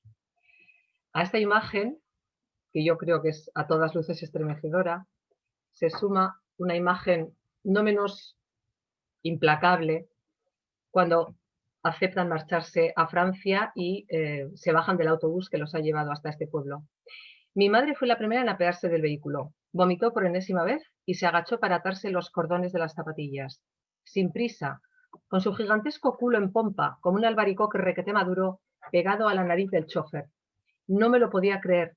Esta criatura, por la que suspiraban todos los directores de películas absurdas del mundo, era mi madre, y ni siquiera representaba un papel. El chofer estaba encantado. Parecía haber deseado toda su vida estudiar a plena luz del día las bragas de una mujer sin ser arrestado, y ahora se le presentaba la ocasión. Menudo guarro, menuda guarra. Yo quería pegar a alguien. Me tumbé en la hierba. Estábamos en medio de un campo de algo, y a lo lejos, como a medio kilómetro, se veía una especie de construcción humana, seguramente nuestro destino. Tenía que acarrear todo el equipaje hasta allí, y esa idea, así como toda la idea del viaje, me desbordaba. Mi madre estaba hablando de dinero con el chofer, y vi que intentaba coquetear con él. Si no vomité entonces, fue tan solo porque me habían atacado unas hormigas del tamaño de una pulgada, y no podía librarme de ellas. Esos bichos asquerosos habían empezado a trepar por mi cuerpo y a colarse por debajo de mi ropa. Siempre me han dado asco los insectos, así que me puse a gritar como un poseso y a quitarme la ropa que llevaba puesta. El chofer rebosaba de felicidad. Ahora otro par de calzoncillos gratis. Mi madre empezó a reírse de mí, algo que me aterró todavía más, porque cuando se reía era aún más fea. Sus dientes pequeños y blancos se habían trasladado a su papada gelatinosa. Sus bonitos ojos habían desaparecido entre los pliegues de su rostro rollizo, que se movían deprisa como las piezas de un puzzle. En estos momentos mi madre parecía un monstruo feliz y yo esperaba que de la boca se le cayera una oreja o que por la nariz asomara la lengua. Rezaba para que aquel día acabara cuanto antes, para que se abriera la tierra y desapareciera mi madre engullida en sus profundidades, o yo, o al menos caminar a través de ella, nacer al revés, y cuando yo no existiera ya, correr todo lo que me permitieran las piernas. Bueno, como he dicho, este es el comienzo, bueno, a todas luces impactante de la novela. A partir de ahí vamos a asistir a este proceso muy lento de recuperación de la relación entre ellos, una relación muy tortuosa, muy ondulante, y como he dicho también al principio, está marcada por un lenguaje intensísimamente poético. Voy a leer, tenía varios fragmentos señalados, pero tampoco quiero abusar del tiempo. Voy a centrarme ahora en el capítulo en el que la madre lo invita a acompañarla al campo de girasoles, en el que le va a confesar por qué le ha pedido que la acompañe a este pueblo de Francia. La seguía en silencio, caminando por sus huellas hacia su secreto. Aquel día mi madre era blanca y larga como una sombra matinal y llevaba el cabello suelto. Veía, como cualquiera que sigue a ciegas a otra persona, solo sus pies y la espalda, que se movían llevando un ritmo extraño, como el de ese delfín que vi una vez en un delfinario, a donde fui para escapar de la tentación de suicidarme. La colza olía a mirra y el aire a nuevo y a rico, como huele el aire de la caja de los zapatos que has deseado todo el año. A veces mi madre volvía rápidamente la cabeza para comprobar si la seguía, y entonces parecía una mujer con la cabeza en la espalda que avanzara al revés. Detrás de la tercera colina salió el sol, amarillo, redondo, inevitable, como la bombilla de un hospital orientada a los ojos. Nos detuvimos ambos en medio del sendero y lo miramos largo rato, como si fuera la primera vez, pensando rápidamente un deseo. Eso es lo que nos había enseñado la abuela a los tres. Cuando vemos que sale la luna o el sol, hay que desear algo con toda tu alma, porque se va a cumplir, se cumple sin falta. La abuela, ciega y sola como estaba, lo sabía todo sobre los deseos. Cuando llegamos al sembrado de girasoles, yo albergaba un sueño inmenso e innecesario que sabía que no se cumpliría jamás, en ningún caso, en ninguna vida. Pero lo pensé con ardor y fe, porque si mi abuela tenía razón y el sol podía cumplir todos los deseos, sería una porquería pedirle un coche o una noche con Jude. Mi madre se detuvo de repente y con ella me detuve también yo, y todo lo que estaba predestinado a sucedernos aquel día. Luego me cogió de la mano y me arrastró entre las flores grandes y tristes que nos miraban con sus cabezas dentadas. Ya no era un hijo, tampoco ella era una madre. Éramos un mortal asustado y una hechicera que arrastraba su presa a otro mundo. Dimos el último paso y el tiempo se cerró tras nosotros como una cremallera invisible. Creo que ya con este fragmento se ve parte de la evolución de Alexi, que es el protagonista, y el cambio de tono y las maravillosas imágenes que la autora va a ir dejando por todo el texto. Para cerrar, para terminar mi intervención, voy a sacrificar algunas lecturas más que tenía por ahí y voy a acabar con unos pequeños, una reunión de unos pequeños, digamos, versos sueltos que la autora va dejando caer a lo largo del relato, como si fueran las miguitas de Hansel y Gretel, unas definiciones maravillosas de los ojos de la madre que ella va a reunir al final, hacia el final de la novela. Los ojos de mi madre eran un despropósito. Los ojos de mi madre eran los restos de una madre guapa. Los ojos de mi madre lloraban hacia adentro. Los ojos de mi madre eran el deseo de una ciega cumplido por el sol. Los ojos de mi madre eran campos de tallos rotos. Los ojos de mi madre eran mis historias no contadas. Los ojos de mi madre eran las ventanas de un submarino de esmeralda. Los ojos de mi madre eran conchas despuntadas en los árboles. Los ojos de mi madre eran cicatrices en el rostro del verano. Los ojos de mi madre eran brotes a la espera. Muchísimas gracias. Y, sí. y espero... Marian,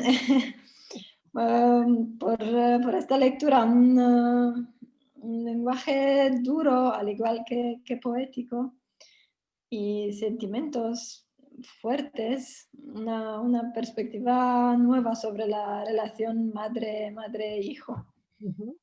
Pues gracias por la recomendación y continuamos ahora con la traductora Katarina Olszewska-Sonnenberg, invitada por el Instituto Polaco de Cultura.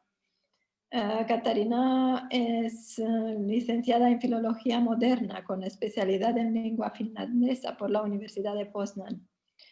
Ha ampliado sus estudios como estudiante visitante en la Universidad de Helsinki y Complutense.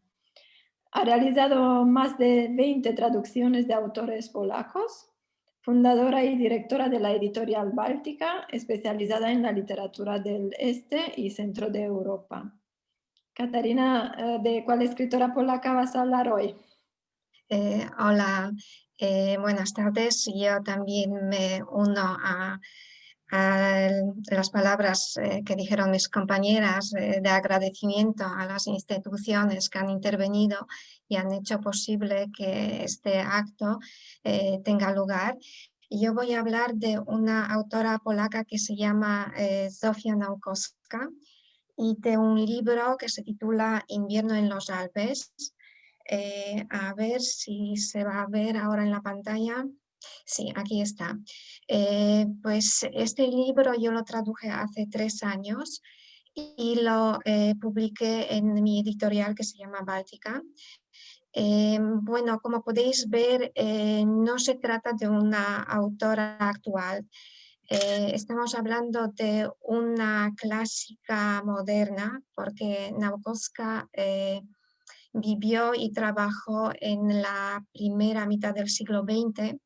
Por eso el libro y la autora de la que ahora voy a hablar pues es un poco diferente, ¿no?, de lo que han hablado mis compañeras antes.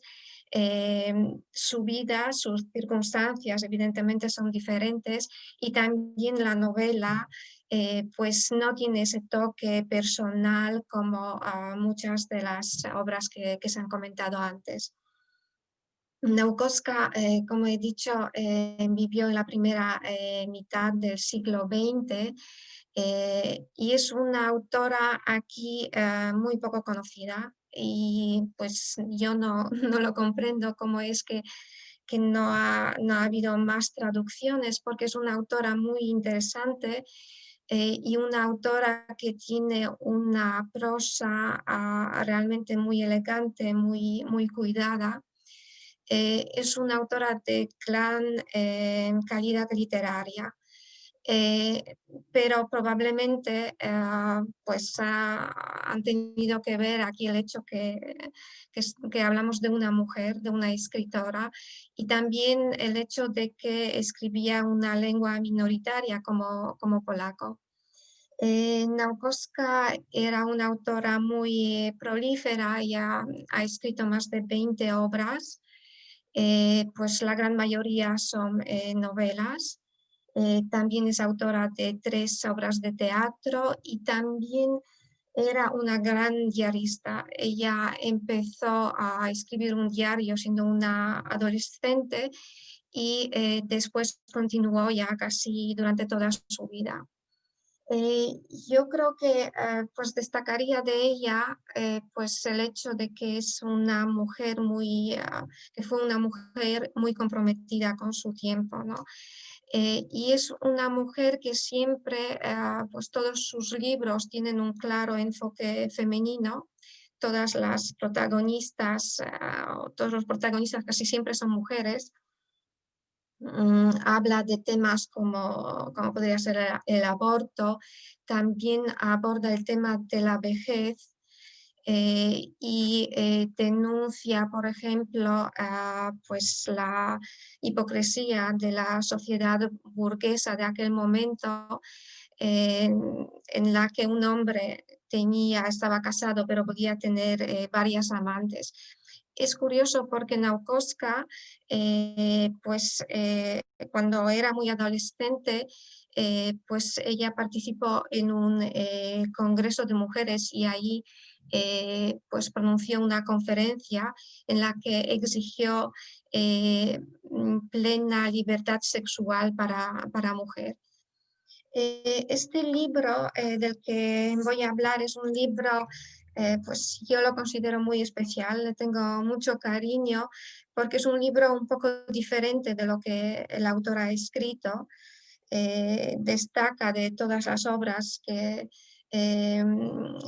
ha escrito. Se titula Invierno en los Alpes y habla de la Europa del periodo de entreguerras.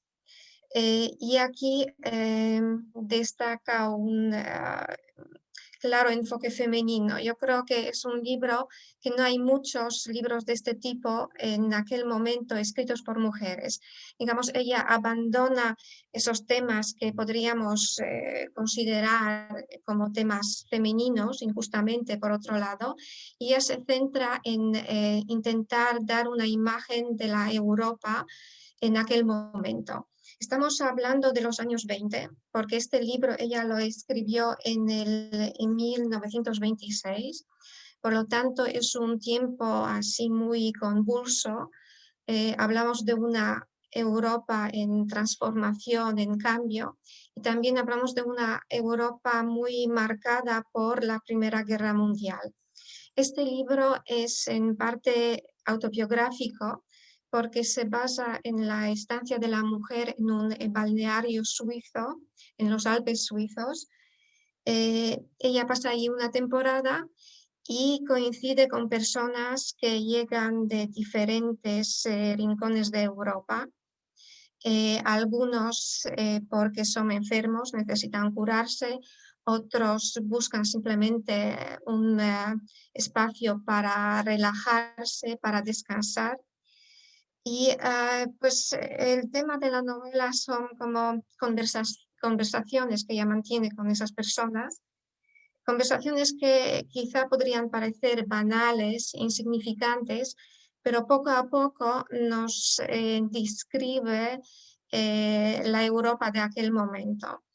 Entonces, entre los personajes, por supuesto, hay un español que está descrito como un católico ferviente, pero hay también refugiados rusos que huyeron de la Revolución Rusa. Y hay también, y eso es curioso, me gustaría destacarlo del libro, porque se habla del genocidio armenio.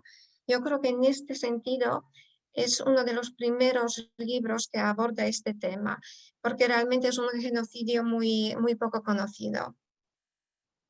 Y entonces, entre esas conversaciones, paseos que se dan esas personas que están en un lugar realmente idílico, muy bello, aquí destacan las descripciones de Naukovska de la naturaleza, realmente son preciosas, pues de pronto salen temas como más serios y que describen mucho el momento en que se encuentra Europa y demuestran que las heridas de la Primera Guerra Mundial no se han cerrado del todo.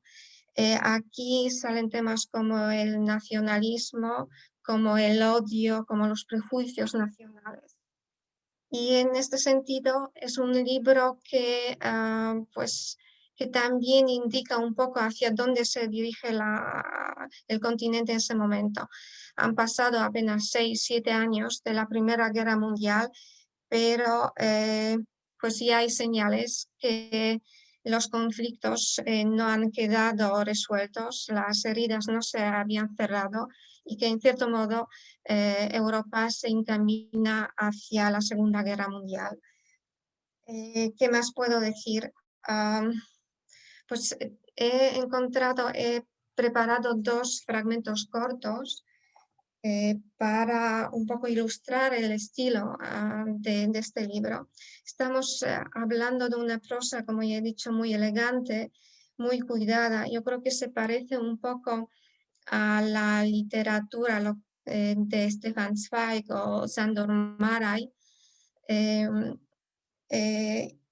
Voy a empezar por el fragmento que habla sobre pues el hotel donde ella se aloja y el ambiente que hay ahí.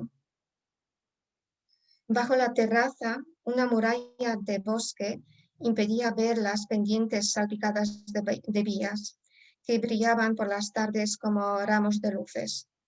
No se veía nada aparte de los extensos abismos, las oscuridades de los bosques y las crestas de las montañas que resultaban amenazadoras a la luz de la luna. Impregnado de una lívida claridad, el plomizo cielo, con sus movedizas nubes, encerraba el mundo entero.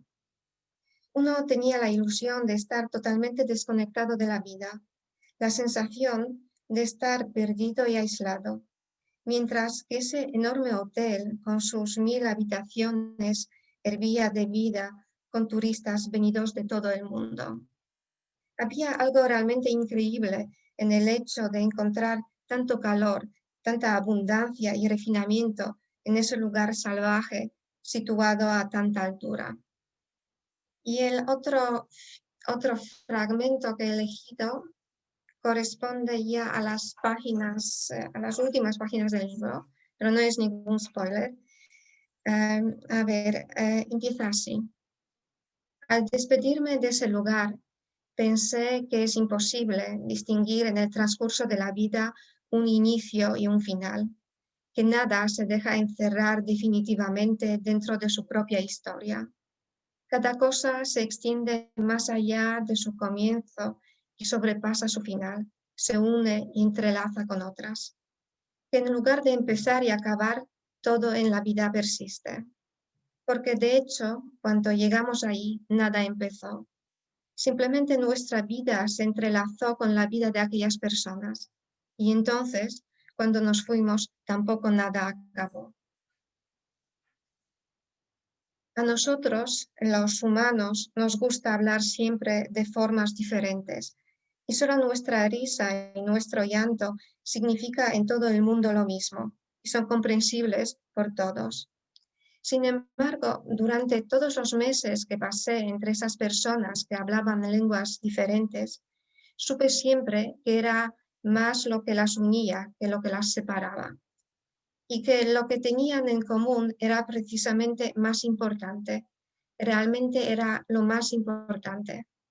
Y el hecho de que en diferentes partes de la Tierra las personas se comuniquen por medio de distintos sonidos, que tengan el color de ojos o de pelo un poco diferente, o que sus gustos o costumbres difieran levemente, es lo menos importante. Pues, eso es todo. Os animo a leer a Nabokov. Que por cierto, este libro yo creo que al final ha tenido bastante buena acogida y de hecho nos hemos decidido y vamos a publicar más Nabokov, entonces espero que así los rectores tengan la posibilidad de conocer una autora que realmente creo que merece la pena leer. Gracias. Gracias a ti por presentarnos este libro, esta autora, un contexto y un estilo completamente diferente. Invito ahora a Filipa Soares, la directora del Instituto Camões de Madrid, para que nos presente una lectura de una escritora portuguesa traducida al español, Dulce María Cardoso. Muchísimas gracias, María. En primer lugar, dar enhorabuena a todas las traductoras, primero por su trabajo, que es sin duda maravilloso y necesario, y por otro lado por los fragmentos escogidos que yo, desconocedora de algunos de esas autoras, han conseguido generar ese gusanillo para que partamos a la descubierta de nuevos autores, así que creo que están de enhorabuena. Como ya sabéis, yo no soy traductora, no hubo la posibilidad de que tuviésemos aquí una traductora de literatura portuguesa, que las hay y muy buenas, pero curiosamente las traductoras en España se dedican más al escritor, al hombre escritor, y a las escritoras se dedican los traductores.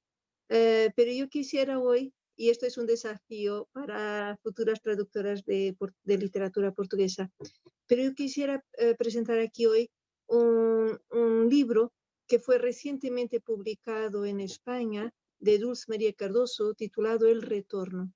Dulce María Cardoso es una autora nacida en los años 60, para ser más exactas en el 64, en una región al noroeste de Portugal llamada Trás-os-Montes. Es una región que en aquel entonces, por su pobreza, y por su falta de desarrollo, cosa que felizmente ya no es así en los tiempos actuales, emigraba mucha gente. Migraba mucha gente para Europa, para el norte de Europa, pero también para la África colonial portuguesa, en particular para Angola, Mozambique, Cabo Verde, etc. Y Dulce María Cardoso ha pasado gran parte de su infancia en Angola. Y fruto de la independencia de los territorios coloniales, ella ha vuelto a Portugal en el 75 y a semejanza de muchos de esos portugueses que han vuelto al país, se han sentido de cierto modo extraños, extranjeros en su propio territorio, de tal manera que tienen el nombre de retornados. Retornados son aquellos que vuelven, pero de cierto modo han vuelto, pero no se encuentran en ningún sitio. Y a mí me gustaría, y me gusta hablar de este libro, porque aunque se pase en un periodo concreto de la historia portuguesa, de la historia reciente portuguesa, no deja de ser un tema actual y que nos hace reflexionar sobre la situación de los migrantes, de la gente que deja todo atrás, deja su vida y de repente se siente en tierra de nada, aunque en este caso Portugal era también su lugar de origen. Este libro habla, por un lado, de los paisajes idealizados por el imaginario, que era en aquel entonces metrópoli, Lisboa, vista desde África.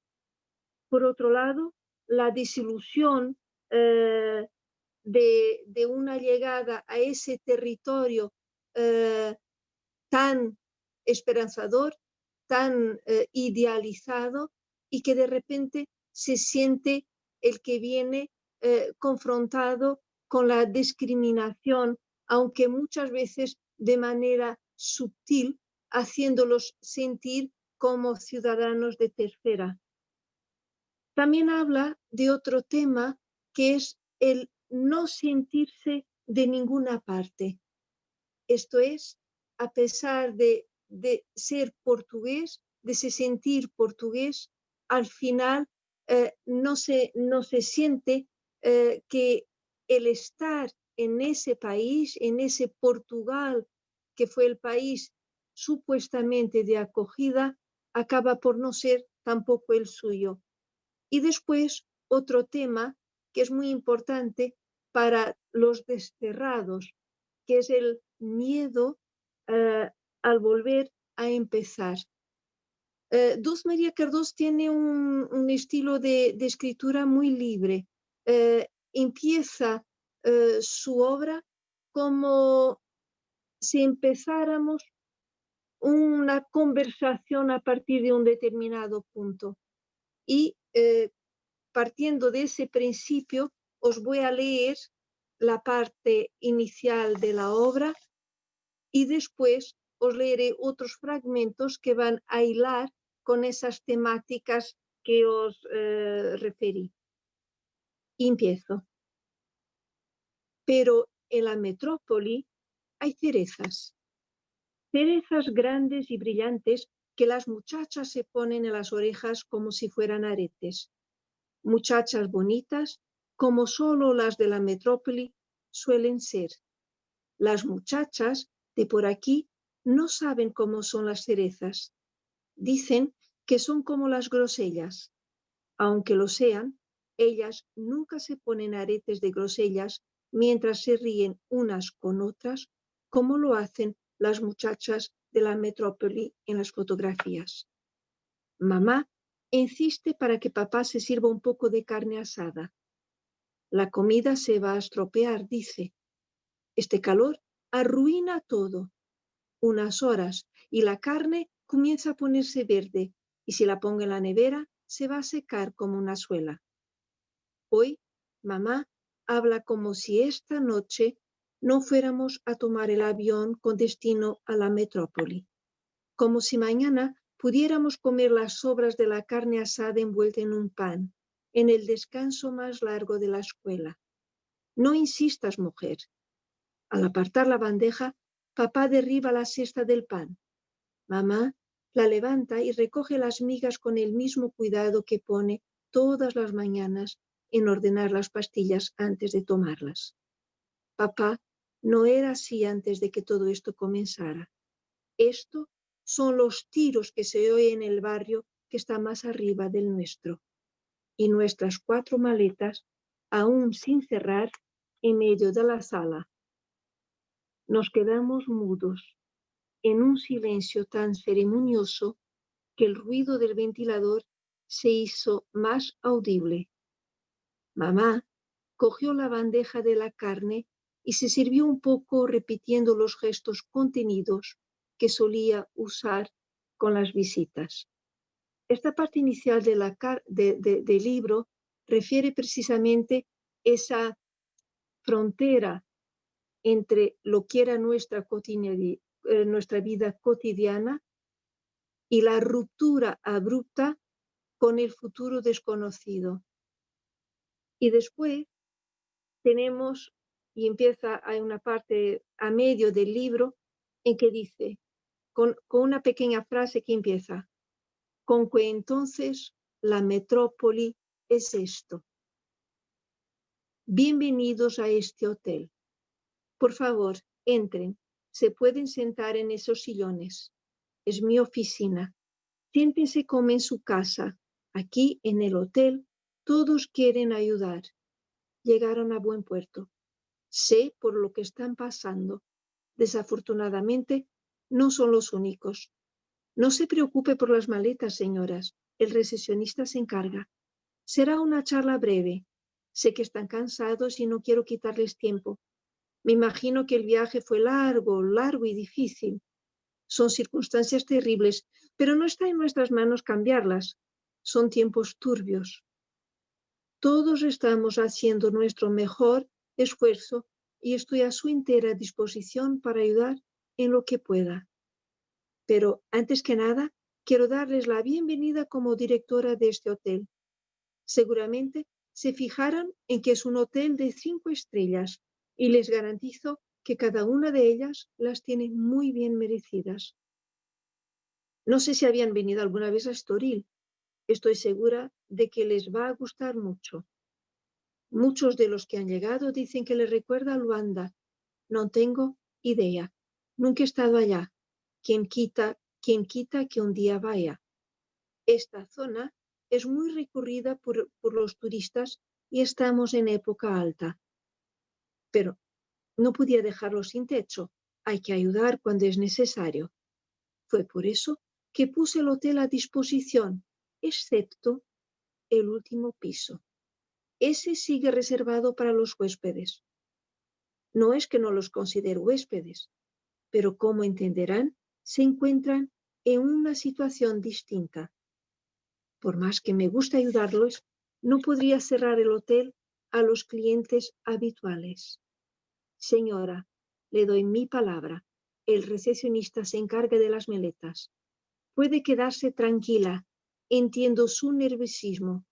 No debió ser nada fácil haber venido sola con 2 hijos. Qué bueno. Un padre hace mucha falta y en estos momentos ni se diga. Ojalá venga dentro de poco. Sé que no sirve de consuelo, pero hay muchas familias separadas como la de ustedes. Infelizmente, no son los únicos. Hay que tener fe en Dios. Solo la fe puede salvarnos en estos tiempos turbios. Las pruebas de Dios nos hacen más fuertes y es afortunada. Sus hijos ya están casi criados. Una mujer y un hombre preparados para ayudar. Y un poquito más adelante dice, no señora, usted no ha entendido. Como entenderán, a esos huéspedes no se les puede incomodar. Es un hotel de 5 estrellas y los huéspedes tienen que ser tratados de acuerdo a lo que pagan. No puede haber ruido, no puede haber ninguna clase de alboroto. No es que crea que no saben cómo comportarse. No estoy diciendo eso. Nadie nace sabiendo y lo que no se sabe hay que aprenderlo. Y hay costumbres que cambian dependiendo del sitio. Le agradezco que no me hable de esa forma. Usted está nerviosa. Es comprensible, pero le pido que se calme. Sé muy bien que no vivía en la selva. No soy del tipo de llamar salvaje a nadie. Lo que está pasando en este país tampoco es que sea ejemplar. Esto es, personas que han perdido todo, que vienen sin nada, que vienen con una mano detrás y son acogidas al abrigo de un programa del Estado en un hotel de 5 estrellas, pero que no tienen las mordomías de que esas estrellas se suponen van a atribuir de un servicio de excelencia. Y esa va a ser su casa.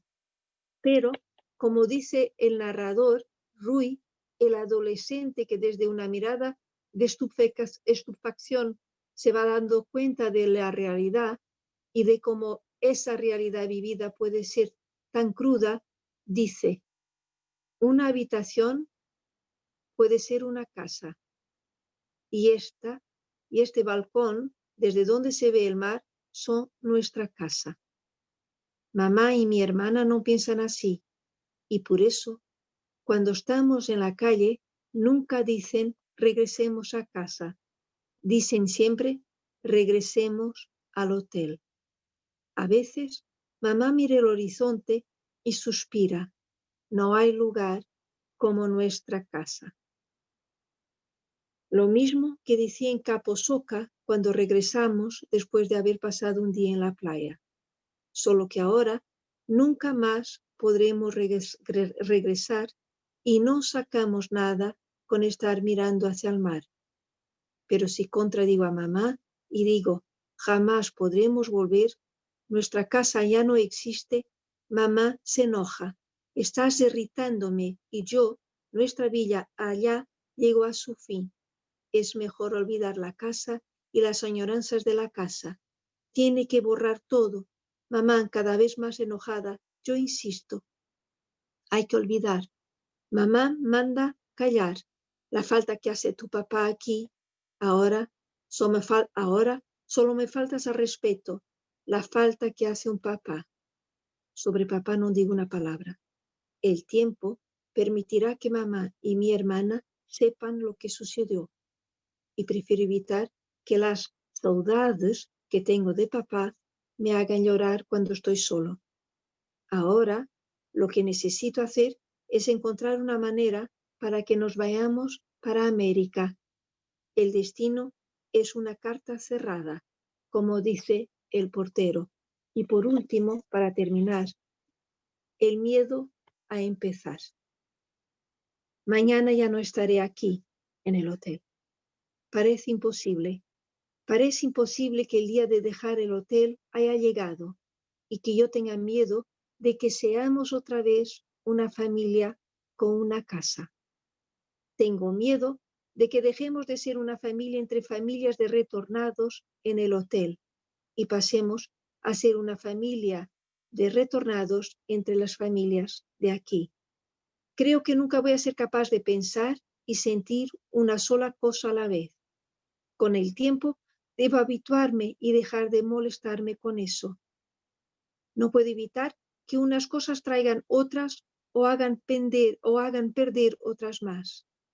No debe haber mal en eso y tampoco debe hacer daño, como no hace daño que yo no sepa qué le pasó a papá en la prisión, a los demonios de mamá, a Silvana o al tío Zé.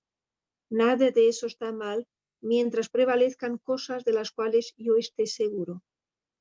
Un avión raya el cielo con su trayectoria, silencioso, como una tiza perezosa en las manos invisibles de Dios.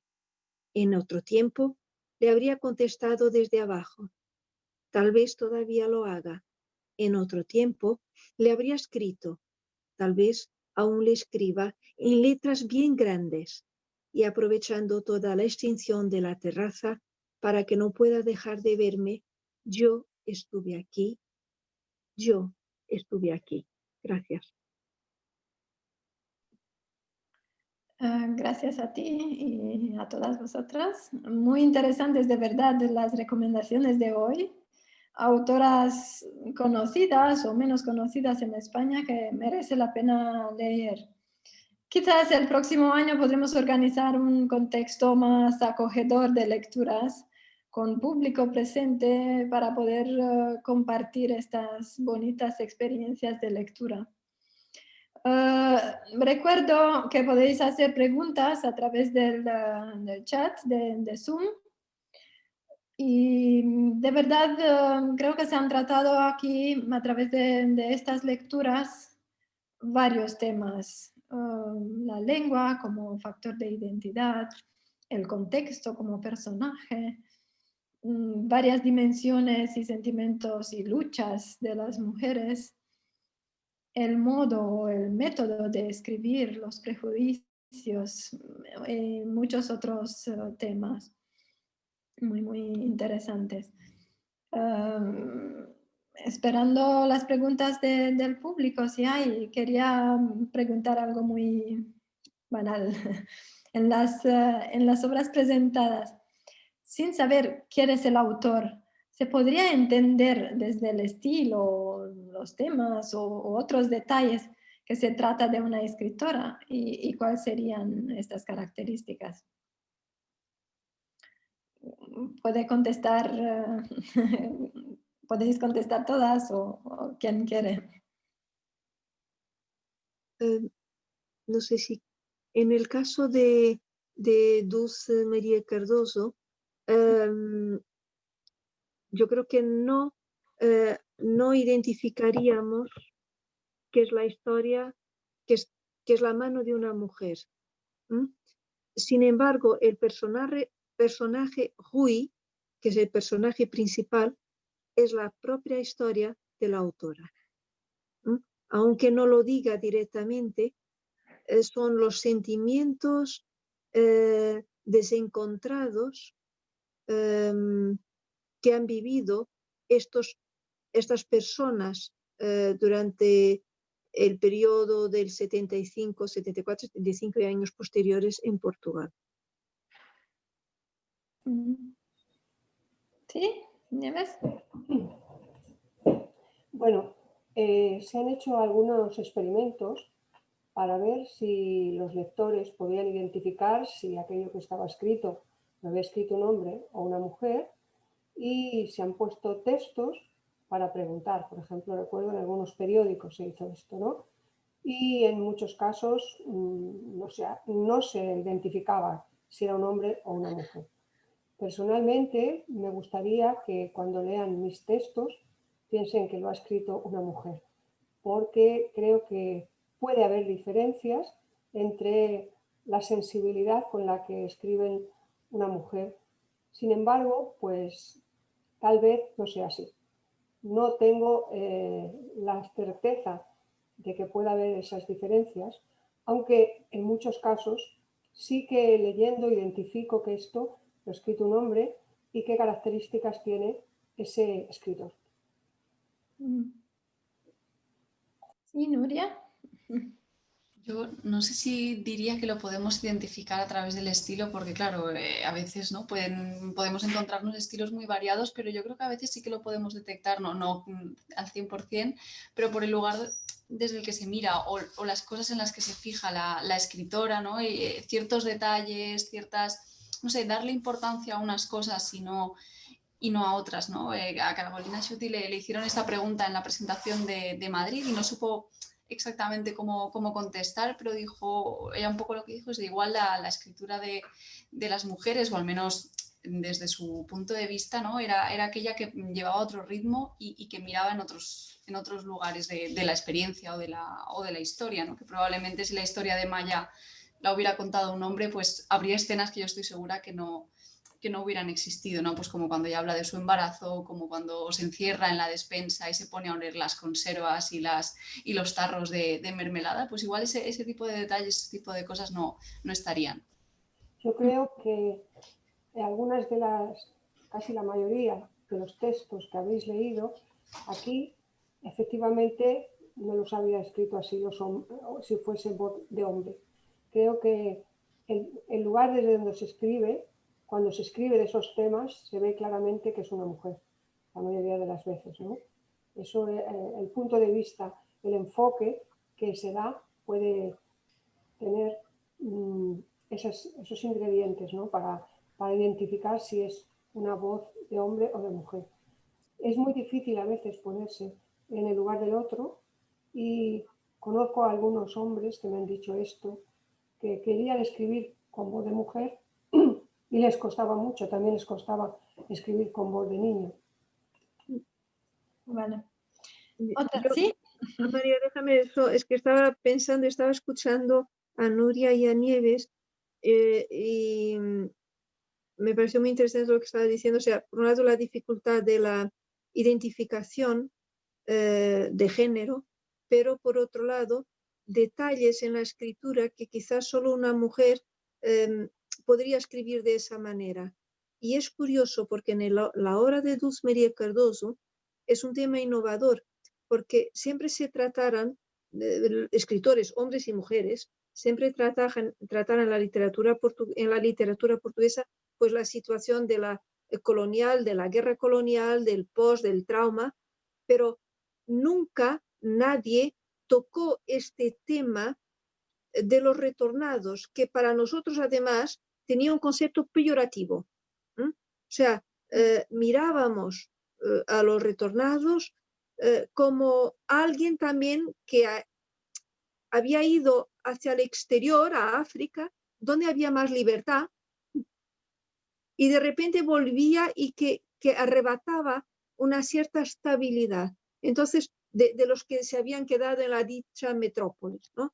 Y yo creo que esa perspectiva, quizás la vivencia y la mirada de una mujer, aunque sea a través de un niño, adolescente, solo una mujer lo hubiera con esa sensibilidad, con esa delicadeza de un tema que yo creo que incluso a día de hoy es para nosotros complicado verbalizar, porque nos avergüenza también, ¿no? Cuando tú ves plasmado cómo mirabas al otro, nos avergüenza, nos hace el mea culpa, ¿no? De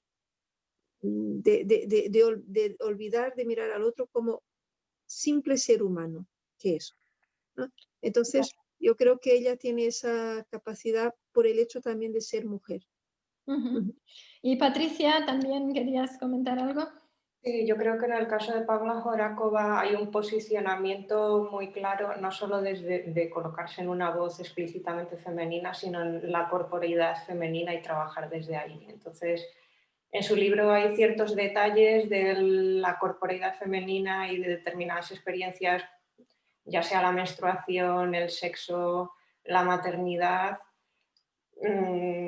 A ver, no diría que es imposible que un hombre pudiera escribir de eso, pero diría que los detalles que da parten de una experiencia física y vital femenina pues muy explícita, y diría que es complicado que un hombre llegara a ese nivel de detalle e incluso de escatología, que eso lo vives como mujer, ¿no? Y luego desde el punto de vista del cuestionamiento de determinadas cosas, como puede ser la maternidad o las relaciones, sí diría que hay determinados detalles o determinadas vivencias que me cuesta ver en un libro escrito por un hombre. Vale, gracias. Bueno, si no queréis... Sí, yo quería decir una cosa, si estoy a tiempo. Bueno, en caso de Naukovska yo creo que también se nota que es un libro escrito por una mujer. También es cierto que es más fácil, ¿no?, de verlo por tratarse de un libro escrito en los años 20, ¿no?, cuando se trataba justo de eso, de dar un enfoque femenino que no era lo frecuente. Pero después yo creo que ella tiene algunos detalles pequeños en el libro donde realmente notas esa sensibilidad femenina. Pequeñas así, menciones, como por ejemplo al tema de la vejez y el envejecimiento de la mujer y el rechazo que sufre en la sociedad. Yo creo que allí sí que claramente notas que es una mujer, que solo una mujer podía escribir así. Y fijarse en esas cosas, desde luego. Nosotros, en nuestra colección de genealogías, se puede observar claramente la voz femenina en la poesía. Por ejemplo, Ángela Figuera Emerick, que es clarísimo que ese poemario lo ha escrito una mujer, porque está ella ahí presente, o Juana Castro, que es una voz muy potente en este país también. Es decir, que tal vez en la poesía sea más difícil esconderse, y ahí se ve a las mujeres o a los hombres que escriben, cuando escriben. Vale, gracias. Marian, ¿querías decir algo? Sí, bueno, a mí me resulta muy difícil no ver la voz de Tatiana y la voz de Alexi. Ella dijo, creo que lo he mencionado antes, que se escondió en una voz masculina para poder volcar la ira, porque le costaba mucho desde su identidad, desde su condición de mujer, o tal y como ella se ve, ser capaz de canalizar esa violencia tan salvaje que, bueno, creo que con lo que he leído quizá os hayáis podido hacer una idea. Pero yo creo, a tenor de lo que decía Nieves, yo veo a Tatiana y veo su prosa, aunque ella diga que no, profundamente poética. Y yo creo que en la poesía las perspectivas masculinas y femeninas creo que se difuminan. Ahí cuesta más encontrar una voz marcadamente masculina o femenina. Para mí, el libro de Tatiana está escrito por una mujer, pero es que me cuesta mucho, es femenino, pero me cuesta mucho decir por qué. Y creo que es la mirada, es esa mirada de ese fijarse en determinados elementos, aunque sea la voz de Alexi, de un adolescente enfadadísimo con la vida y con su madre. Creo que los detalles en los que él se fija son los detalles de una mirada femenina, pero en fin. Gracias. Tenemos una pregunta por parte de Luis González, al cual le agradezco mucho todo el apoyo en la organización del evento. Y os pregunta, a pesar de la reivindicación de la lengua y su relación con la identidad y por lo tanto con una determinada cultura, ¿no os parece que la literatura escrita por mujeres es por definición más universal, es decir, menos vinculada a los límites nacionales, precisamente por esa corporeidad o biologismo a la que se ha aludido en algunas presentaciones? Yo creo, estoy convencida de ello, que dado que las mujeres tenemos una visión más circular, es decir, lo contemplamos todo, desde los hombres en general, ¿no? Todo esto es en general, tienen una visión más direccional y nosotros más periférica. Y estoy de acuerdo en eso con Luis. Creo que puede ser cierto lo que él dice.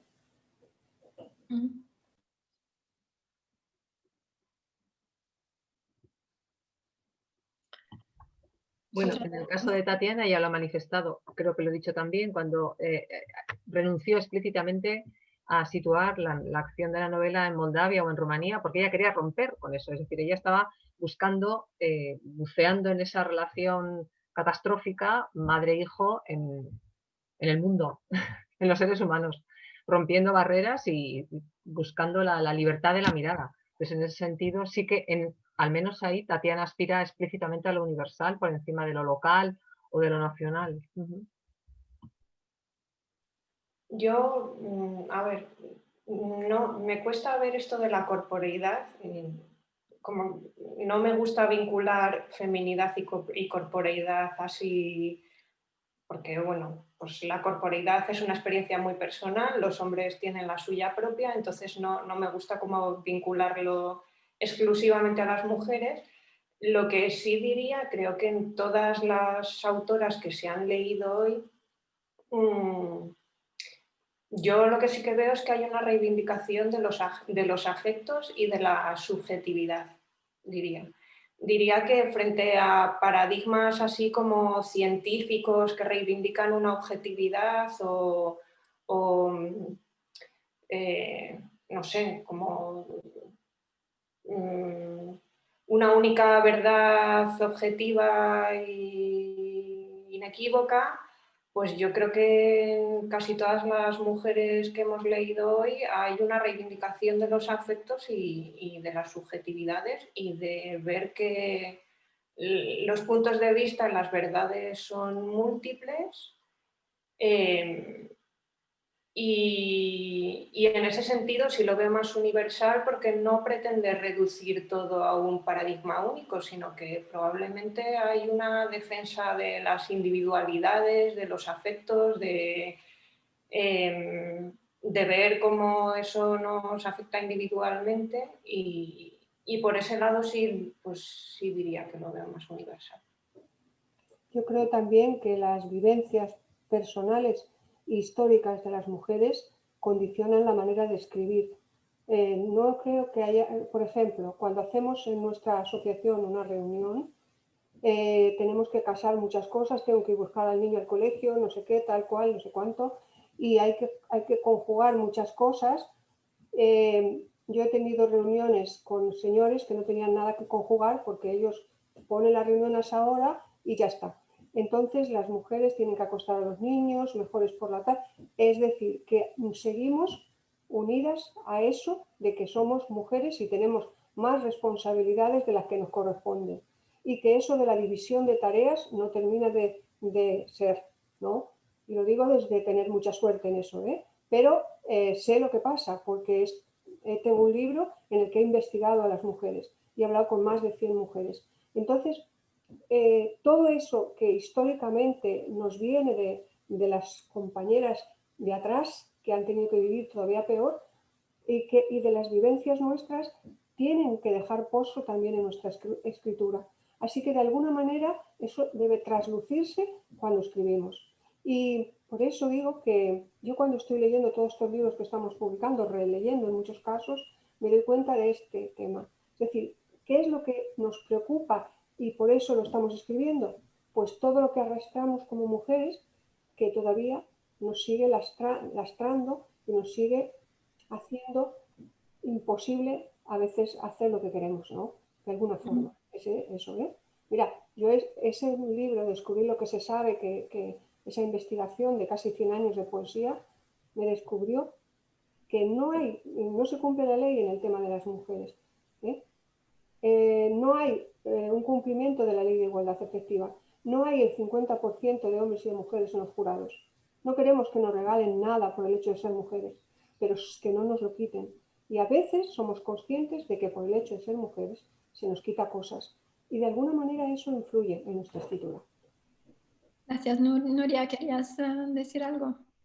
No, a propósito de lo que estaba diciendo Patricia y luego que ha retomado Nieves también, ¿no? Esta cuestión de la universalidad, creo que todo lo que hemos visto aquí hoy también muchas veces son esa reivindicación de las pequeñas historias, es decir, no vemos, ¿no?, grandes épicas, ¿no?, los grandes temas de la literatura que siempre han tenido un foco tremendamente masculino y precisamente esa reivindicación de las subjetividades que decía Patricia, de, pues eso, de esas pequeñas historias, el que, ¿no?, pues, la historia de la niña que creció de esta manera, de la que ha tenido un hijo y se llevan fatal, o de cualquier pequeña historia, puede aspirar a lo universal porque precisamente muchas mujeres pueden verse reflejadas en ese tipo de historias que muchas veces antes no han visto tampoco reflejadas en la literatura, ¿no? Y que ahora pues estamos viendo, ¿no?, pues eso, que se habla de la menstruación en la literatura, de cómo se vive la maternidad, de que puedes llegar a odiar a un hijo y ser una mala madre, ¿no? Y no han sido temas predominantes en la literatura y en ese sentido yo creo que sí que es totalmente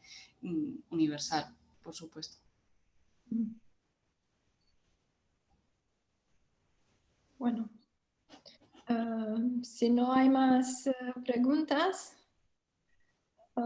saludamos nuestras invitadas, reiterando nuestros agradecimientos por la disponibilidad y las valiosas recomendaciones de lectura. Muchas gracias a todos y a disfrutar de las lecturas. Feliz Día de las Escritoras. Muchas gracias. Muchísimas Gracias, María. Chao. Gracias.